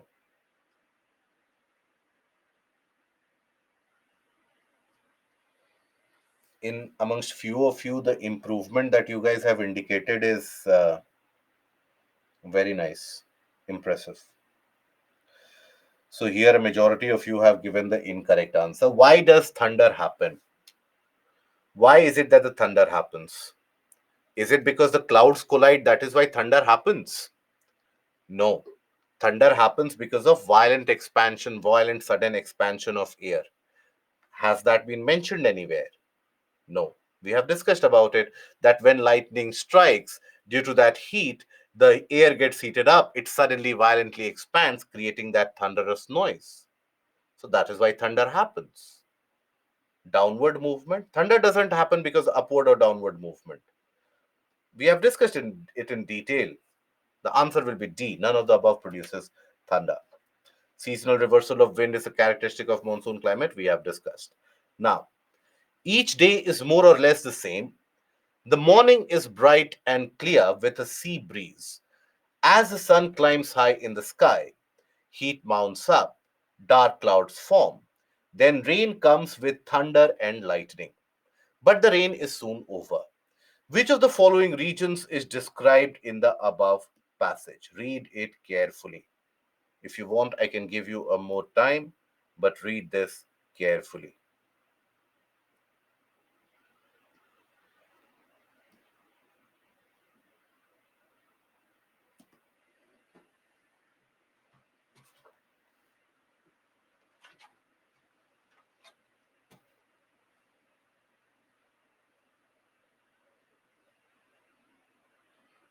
Yes, this is an easy question for that matter.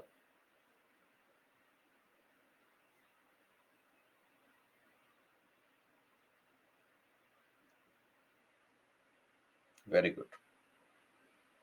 It is quite remarkable to see the improvements. Very nice, guys. So here I have 60% of you given the correct answer. It is an equatorial climate where basically each day the sun rises up. Each day it is bright and sunny and heating. And every day, due to the process of convection, you have evaporation, formation of dense clouds, thick clouds, and occurrence of rainfall, along with thunder and lightning. Okay. So that is the case of equatorial climate. Then, why are dewdrops not formed on a cloudy night? Clouds absorb the radiation released by the Earth from the Earth's surface. Clouds reflect back the Earth's radiation. The Earth's surface would have low temperature on cloudy nights. Clouds deflect the blowing wind to the ground level. Why is it that during cloudy nights you don't have the formation of dewdrops? Dewdrops, Bhavna, means the dew formation that we talked about, where on the grass, on the surfaces, you have small water droplets which accumulate. That is.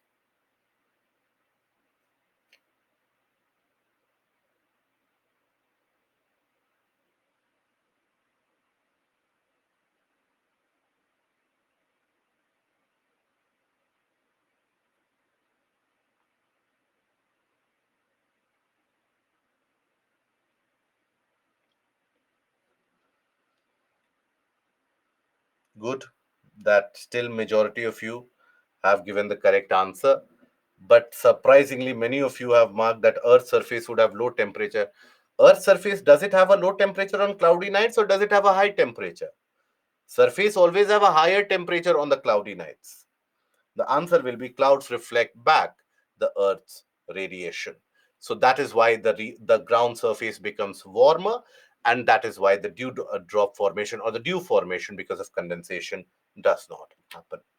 Okay, so that brings us to the end of the portion of climatology. And now we initiate the discussion for oceanography. Before that, if the leaderboard, Pratyesha, good, Aditya,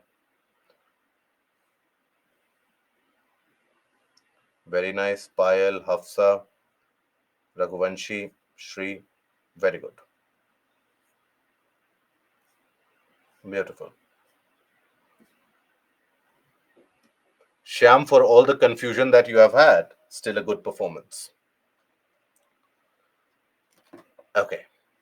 There is scope of improvement, Chandrajyoti, in that case. Now we come to the portion of oceanography, which is about the study of the oceans of the world. Now, here, this is again just like geomorphology, this is a straightforward concept where basically UPSC doesn't have much of a scope to include creative kind of a questions or a kind of a variation in different type of questions. So here you come across very straightforward questions, and that is why your competition will never carry out any kind of a mistake. Your competition generally will not commit a mistake, at least the serious ones won't commit a mistake in the case of oceanography. So that is why you cannot afford to do that. Now, in this portion of oceanography, what is it that we are going to study? We are going to start the discussion with the ocean bottom relief. Okay. And We are going to start the discussion with ocean bottoms. What the ocean bottoms consist of. This will be a simple follow-up for the from the portion of your geomorphology itself. Then we are going to study about the portion of physical properties of water,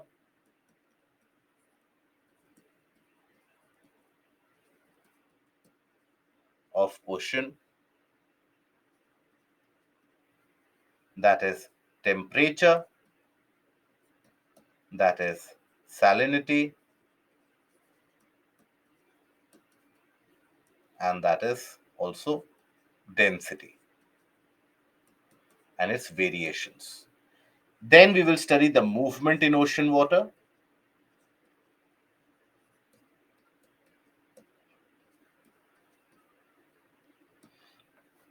and here we are going to study about tides and waves, ocean currents.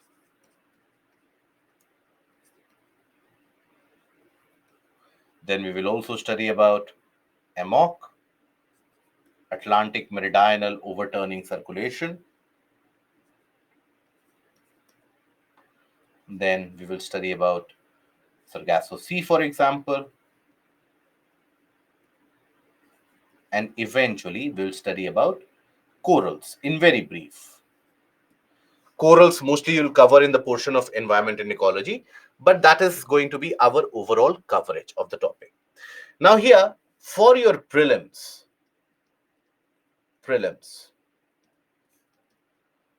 tides, or before that, ocean temperature, salinity, and its variation, that can be important. Ocean currents, necessarily important, very important. Then even coral, sometimes you find questions around that area, right? Tides, their basic properties,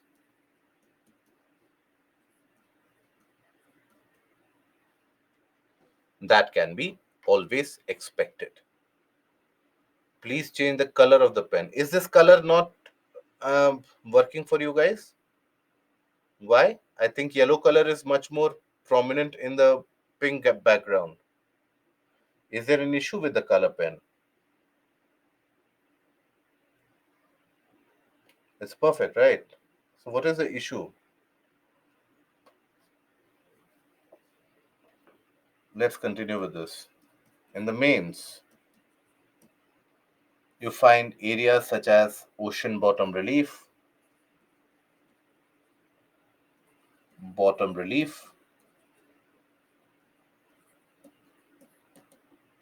then variation in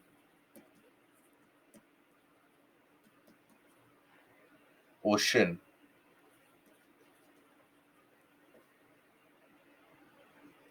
or variation in physical properties of the ocean,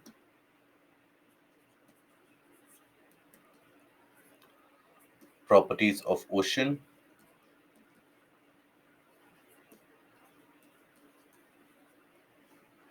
then ocean currents. This is the favorite area of UPSC from this portion.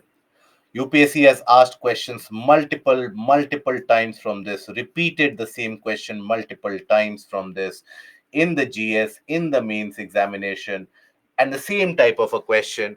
What are ocean currents? What are the factors which lead to the formation of ocean currents? How is it that you classify the ocean currents? So these kind of questions you'll find UPSC has oftentimes repeated. Then thermohaline circulation,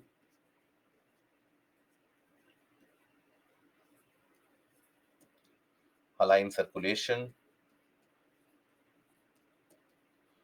Then Atlantic Meridional Overturning Circulation, or AMOC,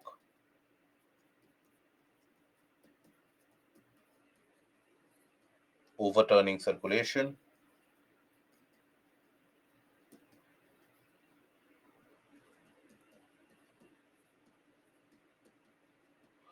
And also aspects of corals, that is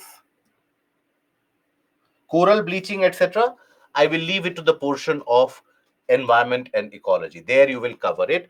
In this particular portion of corals, we will just cover the aspect of what do we mean by fringing reefs, barrier reef, atoll, how that formation takes place, just that basic aspect. The ecological part of it, for example, the mutually beneficial relationship that the corals have, the classification of warm water, cold water corals, the coral bleaching, you will study in environment ecology here. So corals, and a question has previously been asked about Sargasso Sea also in the mains examination. So that is basically the area which is required to be studied. Now, when we talk about oceans, first of all, oceans, they end up covering almost 70% of the area across the planet, and more than that also in certain cases. So their aerial coverage is quite significantly large. In fact, the oceans are source of life. These are the regions where life germinated on the planet in the first place. This is where, for the first time, life came into existence, that is underneath the oceans. Now, for a long period of time, we humans, we basically had a perception when we took a look at the oceans.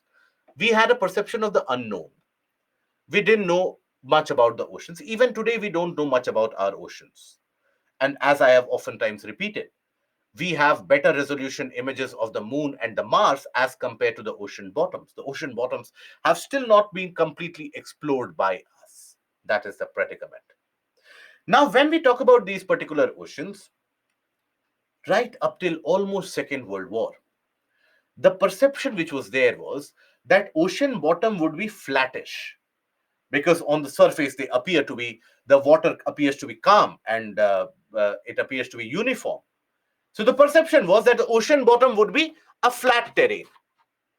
It was only after Second World War, when there was greater amount of discovery which started happening, the era of discoveries that again began. That is when we came to know that the ocean bottoms are anything but featureless. It consists of wide variety of features, from underwater mountains to underwater trenches, from underwater volcanic areas to underwater eroded structures to depositional structures to tectonic features. Ocean bottoms have a myriad of different types of landscapes, almost as varied and maybe even more as compared to what you observe on the land masses. So when we say the ocean relief, we basically are talking about the variation in the ocean bottoms. Now, since your childhood days, you would have basically been taught about the fact when you would have started coloring, right? As soon as you would have picked up a crayon for the first time, you would have basically been told that water bodies basically color it blue, land areas color it in whatever uh, color that you want, right? Now, from childhood days, we have seen oceans as blue. But even when you take a look at these oceans in the map, it is not a uniform blue, is it? You have areas indicating different hues of blue. Very light blue, as in this case. Very dark blue, as in this case. Then you have a kind of a light blue pattern in all this area. So, is that a kind of a printing issue, or is that going to signify something? Obviously, it cannot be a printing issue. It signifies something. What does it signify? It does signify the presence of varied features underneath the oceans. That the different types of features are present underneath the oceans. Observe here. Why is it that this region is so large area is light blue? Even across India, observe this is the region which is light blue. Why is it so? These are of shallow depths, less depth, right? This area is very dark blue. Why? It is very, very deep. This is the region of oceanic trenches. I'm not talking about the blue color of the ocean, the Raman effect of it. I'm just talking about the various hues of blue that you come across. So that tells us that ocean bottom is anything but simplistic. It is very, very varied. It represents a wide variety of conditions. Now, when we talk about the ocean relief, so land underneath the water of the oceans, they exhibit a complex and varied features. And this various ocean bottom relief are basically created either by tectonic processes or by volcanic processes or by erosional and depositional processes, right? So depositional process and erosional process also. So for example, due to tectonic processes, what gets created? Oceanic trenches, for example, isn't it? Oceanic trenches, they get created because of tectonic processes. Even mid-oceanic ridges can be considered to be a tectonic event or a tectonic outcome, but we'll consider mid-oceanic ridges under the volcanic processes. Then, here, these oceanic trenches, which are found in various parts of the planet, they are created by the tectonic forces, isn't it? Tectonic forces indicating different types of movement. Now, then when we talk about volcanic processes, what does the volcanic process creates? So volcanic processes, they end up creating, for example, mid-oceanic ridge, then seamounts, very good, Shazia, seamounts, then after that, basically we will restrict it to that. And also the deep sea plains are also created basically by volcanic events. So you have these created due to volcanic factors, right? Abyssal plain also is of volcanic origin, but abyssal plain many of the times it is considered to be the depositional outcome because you have deposition of marine sediments. Abyssal plain here refers to the deep sea plain. So that is also, the crust is also created due to volcanic process. But here what we will do is we will consider this under the depositional process. Islands are not the features of the oceans, are they? Islands, whenever the islands get created, you basically have a kind of a landmass, so it cannot be considered as an ocean bottom relief. Now when we have talked about it previously also, that underwater mountains exist. Underwater mountains, they do exist, isn't it? We have talked about it. That if the volcanic eruption stops, you have the underwater mountains which do exist, and they basically, over a period of time, they get eroded from the surface by the movement of the water, various particles which the water carries. So the top surface that tends to get eroded. So these underwater mountains, they basically form a kind of an eroded, flat line like structure, a plateau like structure. And these are what are known as goyads. Very good. These are your goyads. These are your seamounts. So goyads can be considered to be an erosional feature, isn't it?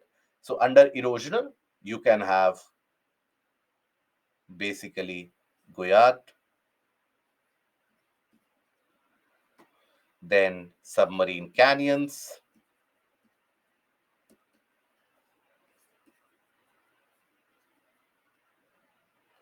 coral reefs are not a part of ocean bottom relief. No, coral reefs are species.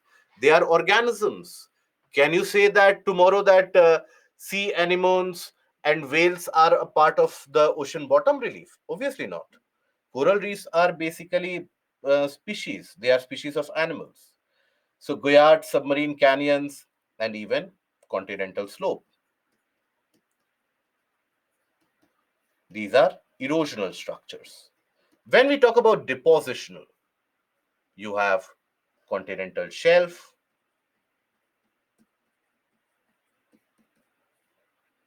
shelf, then you have continental rise,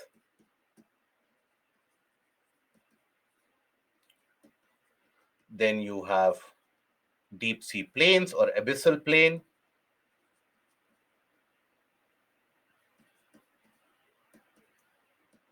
right? These are basically the cases. So seamounts, when they get eroded from top by the sea waves, not sea waves, but the movement of the ocean currents along with the various particles, they get eroded to form a flat tableland-like structure. That is a guyat. That is basically an eroded structure. So like that, overall, you see that ocean bottom relief is not created by some miraculous happening. It is created by the same basic geomorphic processes which end up shaping and influencing the life on the planet on or they end up shaping and influencing the terrain on the land surface. In a similar manner, they end up influencing the kind of terrain underwater. So here a kind of a subjective question can be framed, and the question can be framed in the pattern that the ocean bottoms are a sum product of geomorphic processes. Elaborate this statement with the help of examples.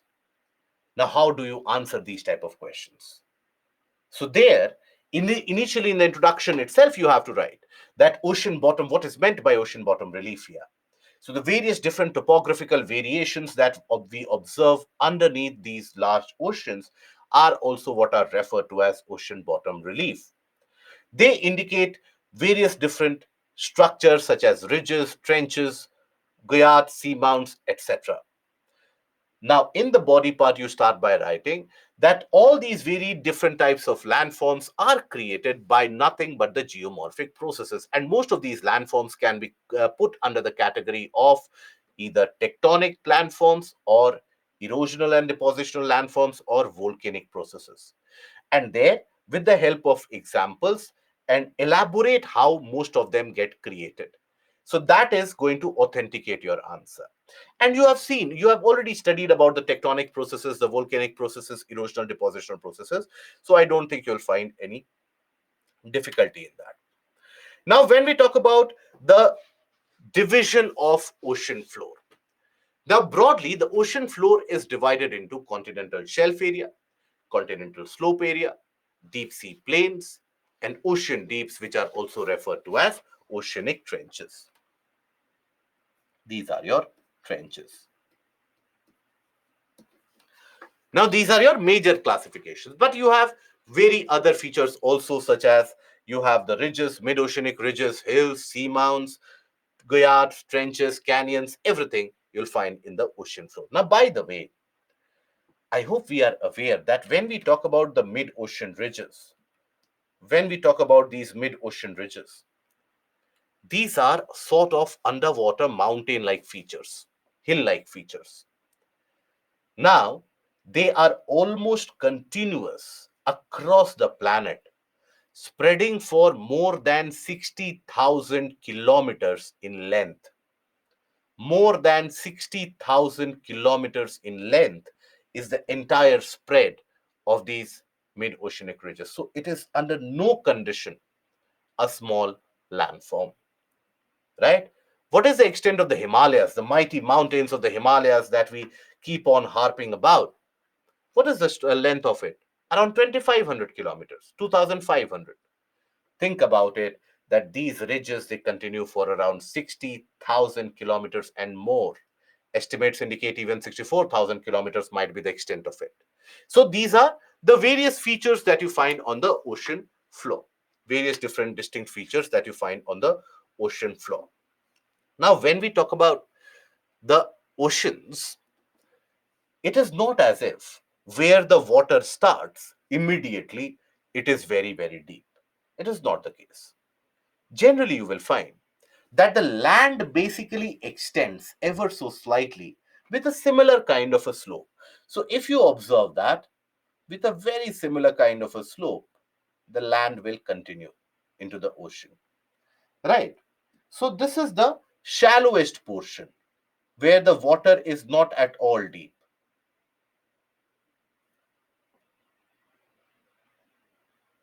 This is basically your shallowest portion, okay, where the depth of water is not at all there, not significantly deep. This is just a continuation of the landform, the continuation of the pattern of the land feature that you see. Here, when we talk about For example, if let's suppose in the coastal area you have a mountain, let's suppose. So there that shallow region won't be that existent, that persistent. So here the water will be deeper closer to the coastline. This shallow portion is what is known as continental shelf. The light blue regions that you see in the map, in the oceanic map, that is the region of continental shelf. So in this region of continental shelf, water is around a few meters deep, up till a depth of around 200 meters is what the depth of water can be. When I say it is not very deep, don't think about it that continental shelf, I will build my house there and will live happily ever after. No, it is still a depth of 200 meters you will find there. Nonetheless, here sunlight is available. And because sunlight is available, you have planktons, the algal species, which are able to manufacture food, carry out photosynthesis. You will have marine plants, which will be able to carry out photosynthesis and produce food. You can have coral reef systems, right? All these systems can be prevalent in these areas of the shelf. As a consequence, this is the region teeming with life, filled with life. Majority of the oceanic life that you see is in the region of the continental shelf. In fact, these continental shelves, they represent only 8 to 10% of the entire oceans. Only 8 to 10% of the entire oceans is continental shelf. They represent more than 90% of the biodiversity that the oceans have. So it is significantly rich in biodiversity. Now, this is the area where you will have lot of the previous marine species who would have died, right? Mass deaths of the marine species have happened in the past also. I'm sure all of us are aware of that. Now, when these marine species they die, and there is deposit which happens on top of them, what is formed as a result of that? What do you think? Very good.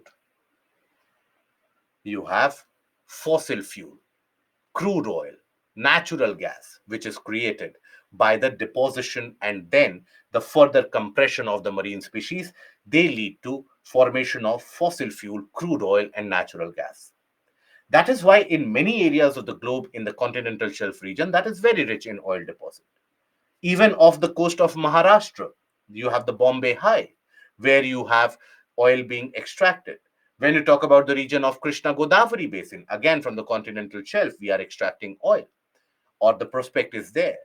So these are the regions which are also rich in fossil fuel, very, very significantly rich in biodiversity. I don't want to go into the portion of environment ecology here, but just to give you an idea, one of the fact is that earliest life evolved in the region of the shelf area, and life restricted itself to the region of continental shelf for billions of years. It was only around 500 million years back, 500, 600 million years back, when you had, due to harsher conditions, where you had the entire region experiencing algal bloom, you had few of the species which escaped. They were escaping the predators also. They escaped into the deeper waters. But otherwise, life was originating here. Now, the feature of the shelf is that the shelf is mostly created as a result of deposits. It will have a hard rock structure also, but mostly sedimentary rock structure. It will be a continuity of the portion of this particular landmass, right? Now, this shelf ends at a particular distance, and it varies from one region to another. It ends at a particular distance, and that is what is referred to as shelf break.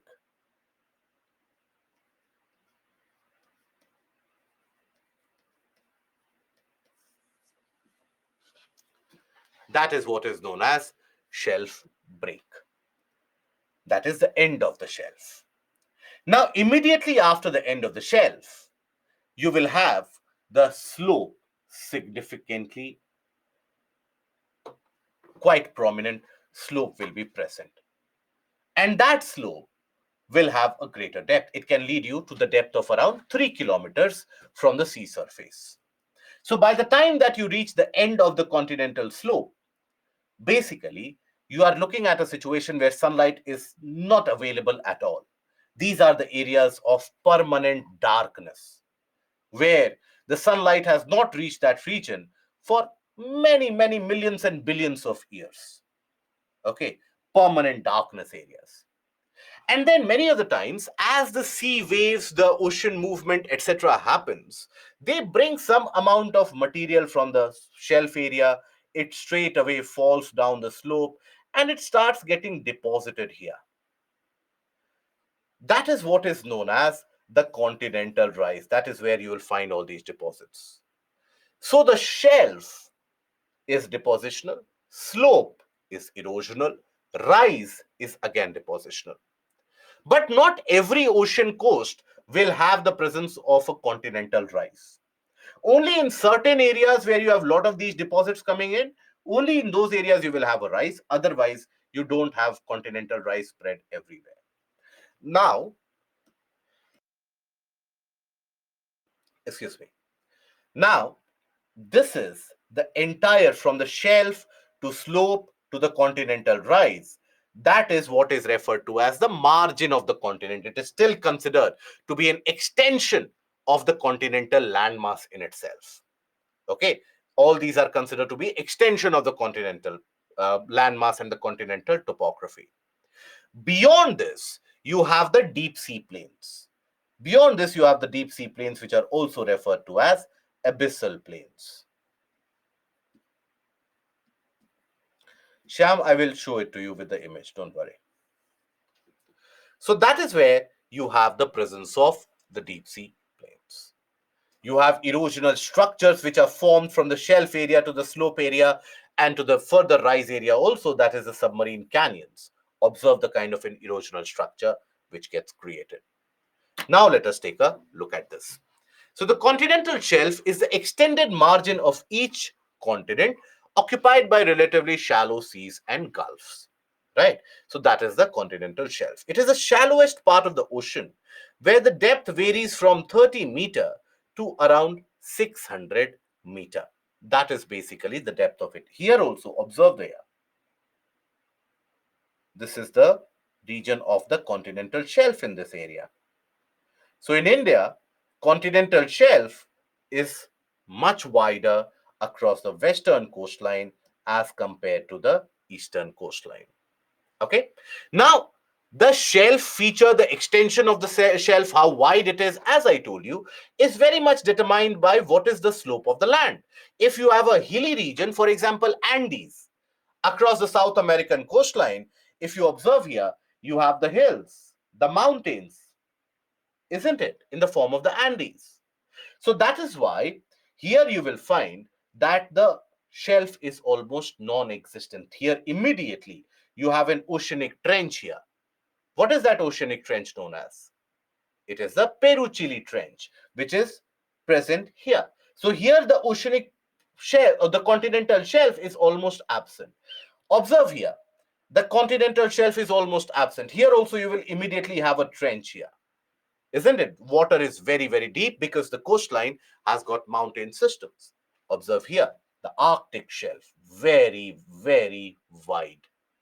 The source of the future geopolitical tensions, the source of the future wars, which will be fought over this particular area and control over this particular area. Why? Because across this region of Siberia, the shelf is so very wide. In certain areas, the width is even 1500 kilometers. Think about it. That is the width of the shelf, 1500 kilometers from the coastline. This is the region substantially rich in fossil fuel. Very, very rich in fossil fuel, in crude oil, in natural gas. Now, this is why various different countries, they have been vying, they have been fighting for almost a decade and more now to basically assert their sovereignty over this region of Arctic. Russia has always maintained that we have always been the country who have had presence in that area, so it belongs to us. Canada has also put a claim. US has also inserted a leg that, okay, I won't allow it to go to Russia, allow it to go to other countries. Because here, Alaska also shares that Arctic region, so US has got its interest. Denmark and other European countries are also showing interest. So there has been a kind of a bitterness going around. And in the meanwhile, while the world is fighting about it, there is a country which is which thinks itself to be very super smart, and that is China. What did China do? China knew that it has no stake in the region of Arctic. It cannot say that Arctic belongs to me. China can do that for territories in India. China can do that for the territories in Central Asia. China can do that for territories in maybe Taiwan, etc. But here, China cannot do that. But China wants the resource. So, what did China do? China, one fine day, simply came up with a document that, you know what, we are working on the polar silk route. So they basically declared that a silk route will pass through that. And because it is a silk route, China will have an access and a control over it. Right. So that is why the entire world is basically uh, fighting over it. In a way, they are having a tussle over it. And that is where India has also issued its own Arctic policy, which talks about people to people connect, research activities to study climate change, etc. Now, here, the average width of the shelf is 80 kilometer. In certain cases, it is non-existent or marginal, like the coast of Chile, right, where you have the Andes, west coast of Sumatra, and the largest extent of the continental shelf is around 1500 kilometers, example, the Siberian shelf in the Arctic region. The shelf typically ends at a very steep slope, and that is what is known as the shelf break. It is also the source of fossil fuels. Now, a task for you guys to think about it, because we have talked directly or indirectly about it multiple times.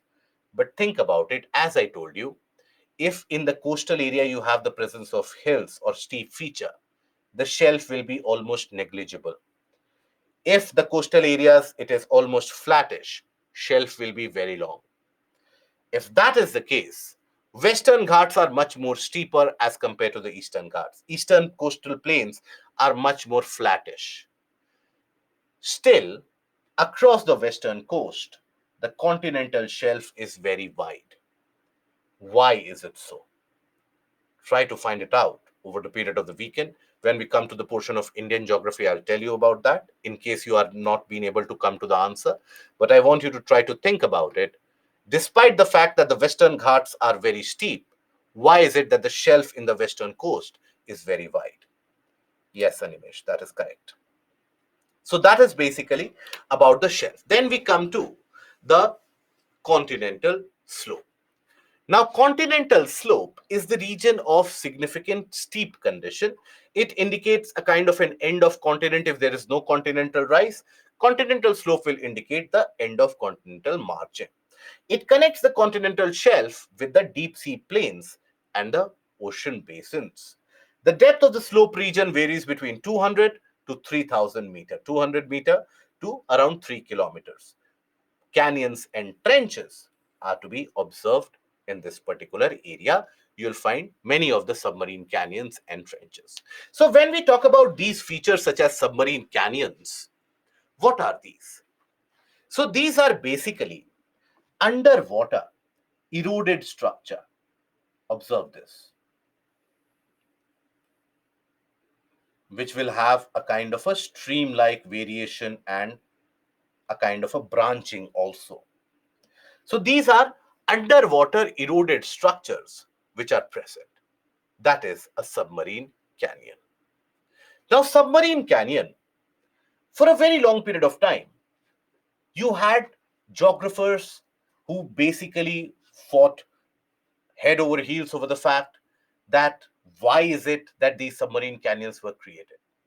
The initial perception was that, look, these regions would have been canyons over the land.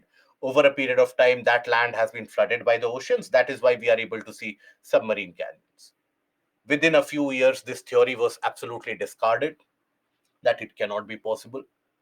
Then the other possible theory which was given was that, look, wherever you have large rivers, the rivers which are coming into the sea, these rivers, they carry sedimentary load also. Now that sedimentary load would rub against the rocks of the continental shelf, and that is why the rocks would get eroded, and eventually these rivers would lead to the erosional structure underwater also, creating these canyons. And people had evidences for this. They had evidences to indicate that. For example, even if you take a look at this particular map carefully, observe this, where river Ganga and Brahmaputra they exit in the region of Bay of Bengal. I hope you are able to see a kind of a linear marking there in the shelf area. That is the region of a submarine canyon. Observe where river Indus exits into Arabian Sea. You will observe a deeper marking there. That is submarine canyon.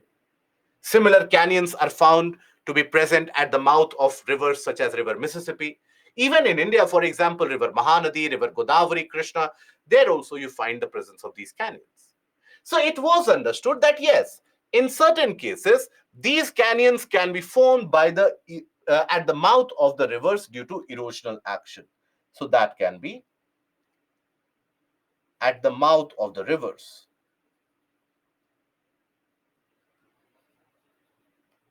of larger rivers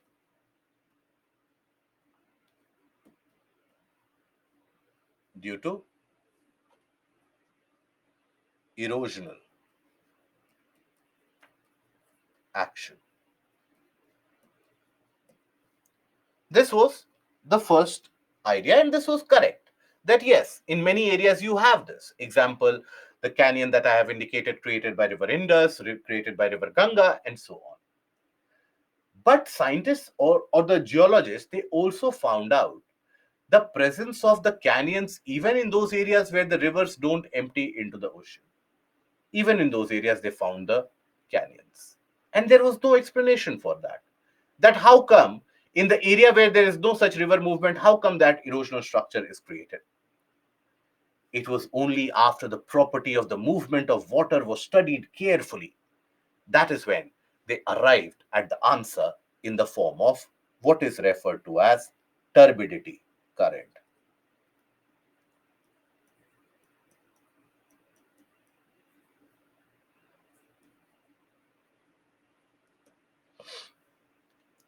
Now, what was this turbidity current?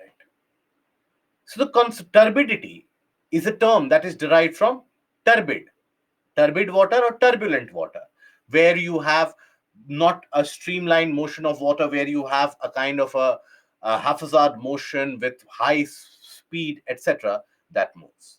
So, the concept of it was very, very simple. Seema, no, it is incorrect. So, the concept of it was very, very simple here. And it was basically the fact when we talk about the shelf region, this is what the shelf looks like. This is where the water is.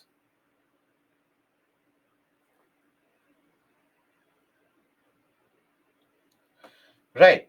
Now try to recall from your own memory, from your own recollection. If ever you have stood at the region at the coast, basically, you would have observed that when the waves come in and they go back, as the waves go back, they carry a lot of sand along with them. Right? You keep something, a small rock also, they will carry. Because the waves, when they go back, they carry that. What is referred to as a backwash. The movement of the waves back into the sea, that is the backwash. So in the backwash, the waves carry substantial amount of materials. So they pick up not only sand, they pick up small rock pieces. They pick up gravel, pebbles, everything, small stones. They start picking it up and they carry it back to the sea. Mud, ooze, everything. Now, all these various different materials, they start eventually moving down the slope.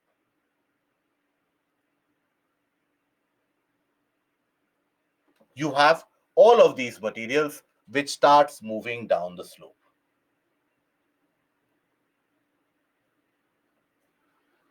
Now, initially, they might move in a uniform manner. Over a period of time, as this movement continues, they will form a kind of a fixed path from where all these materials from the surrounding region, they will be accumulated and they will be moving in that area. Slowly and steadily, they will be rubbing against the rock surface. As and when they rub against the rock surface, they will erode the rock surface. As they move back with the speed of the ocean water and with the power of the ocean water, many of the times this movement or these materials, which includes the sediments, which includes the sand, which includes the gravel, which includes pebbles, everything, they sometimes can gain a speed of around 45 to 50 kilometer per hour in their movement. That is huge.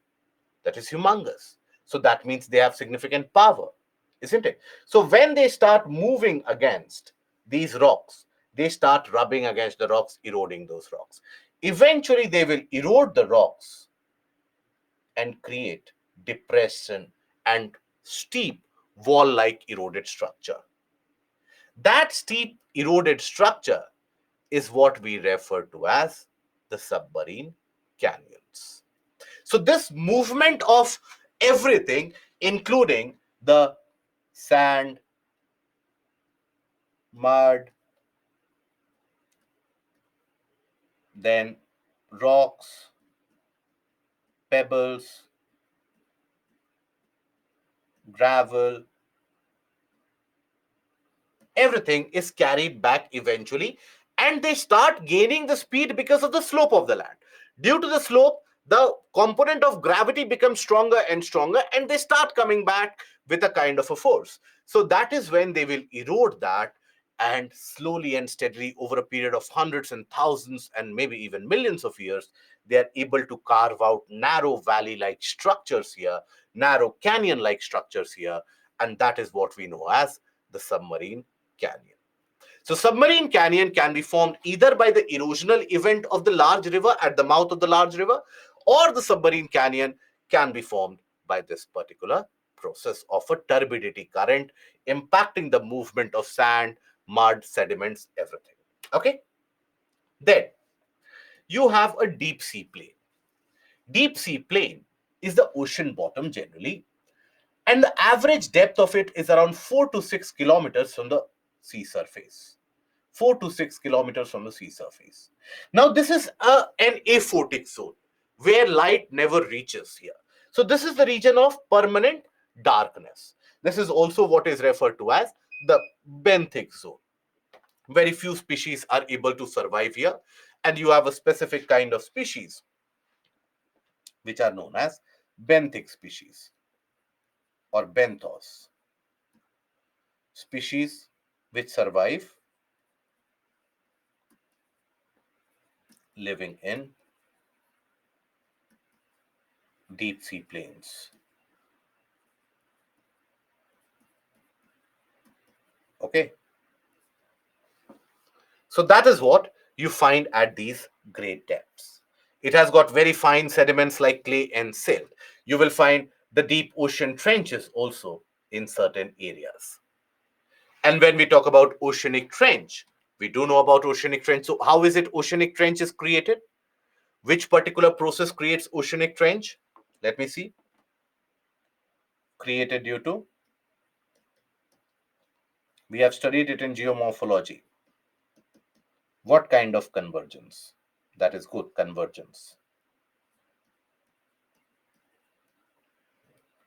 Convergence of, whenever you have oceanic convergence, that is when you have the formation of a trench.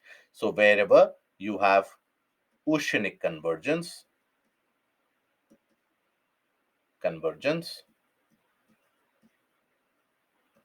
that is where, so be it ocean continent or be it ocean, in either of these convergences, you will find the formation of deep trenches. The deepest trench of the world is what?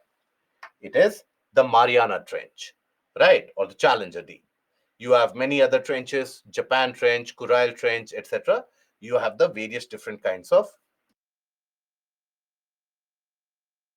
excuse me, you have the various different types of trenches available. So these are your varying different kinds of ocean bottom relief features. Observe, this is your mid-oceanic ridge, the ridge that you observe. These are your ridge-like features, which are created due to volcanic eruption. Okay, this is where you have a seamount, etc., getting created. Okay, so that is basically the classification here. And here, if you will observe, this is the shelf area. This is a schematic image. This is the slope area. This is the abyssal plain or the deep sea plain. Here you will have some of the volcanic islands which have emerged above. Here you observe you have the oceanic trench, the deep depression, the deepest parts of the planet. Again, the continental margin. Okay. So that is where we'll restrict the session here today. We meet again on Monday, where we carry this discussion forward. We will not have an extra session tomorrow. We will have an extra session on next Saturday.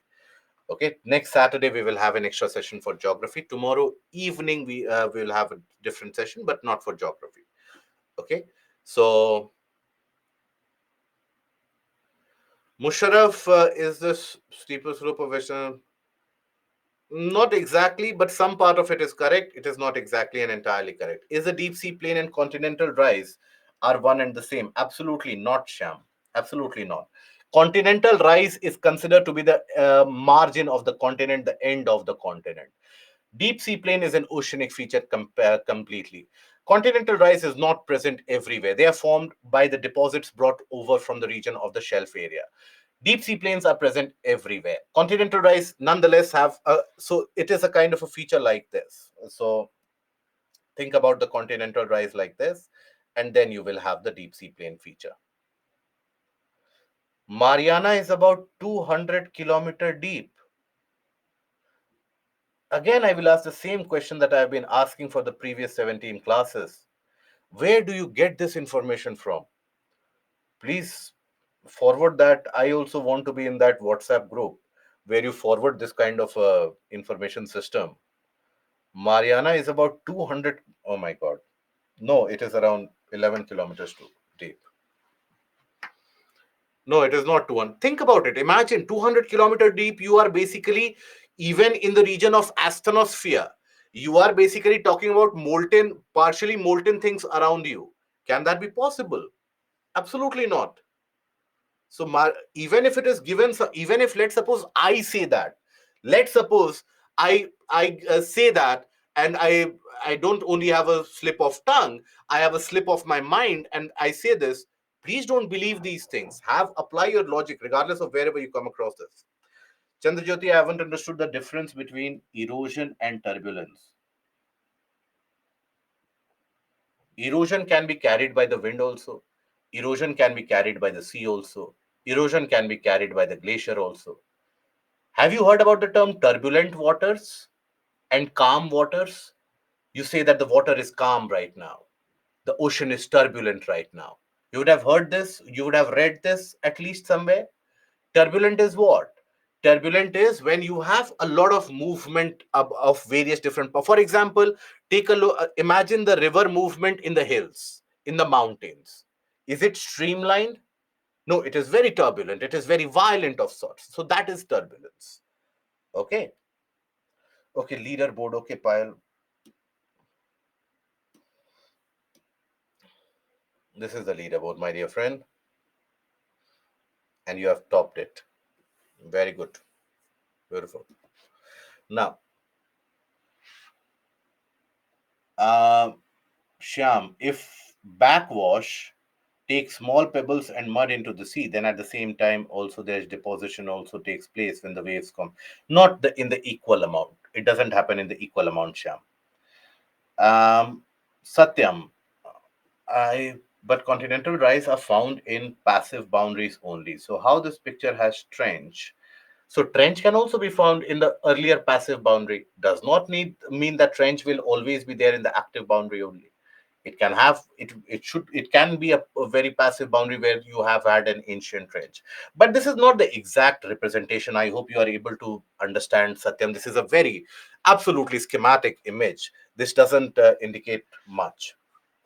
Sagarika, how to cover previous modules as I joined when we were in 12th module? I could not answer it. No issues at all.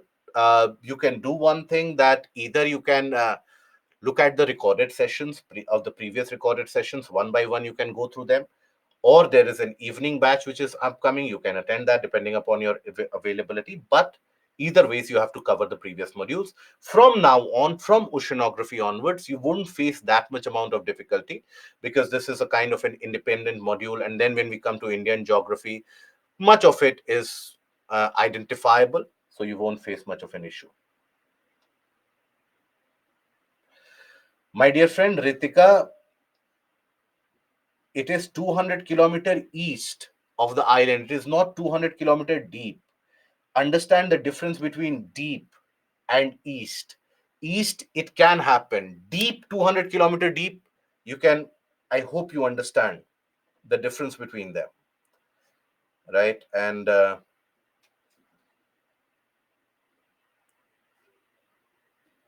leaderboard showed only 21 participants. No, it should be more.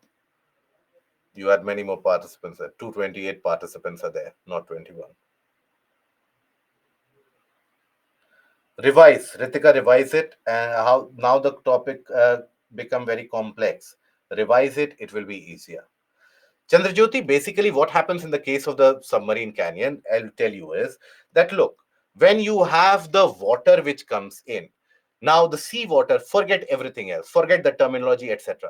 When you have the sea water which comes in, it also goes back continuously carrying a lot of sand, sediment, particles, etc. Now, as they are carried back, those sand particles, they are not smooth, they are abrasive, so they will continue to rub against the rocks, and that is where they will create indentation in the rocks. Slowly and steadily, this process continues for hundreds and thousands and millions of years, creating narrow wall-like eroded structures. Atharv, highland climate is found only in Himalaya region? No.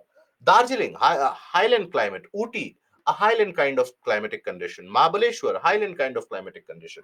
Wherever, due to an altitude, the temperature and climatic conditions are varying and different from the surrounding areas, highland type of climate. Concepts of Indian geography, we'll talk about it in detail, Shashank. What is the reason for more continental shelf on western coast? Think about it. It has got a geographical connotation, geomorphological connotation to it. We'll discuss about it when we come to the portion of Indian geography. Okay, so that is where we'll restrict the session here today, guys. Please try to revise over the weekend. I understand you have many obligations, you have a very busy schedule, you have a very busy life. Try to eke some time out, try to revise it. We meet again on Monday where we carry the discussion forward. Thank you for being patient enough. Do take care of yourself. Don't forget to relax. Goodbye. Thank you.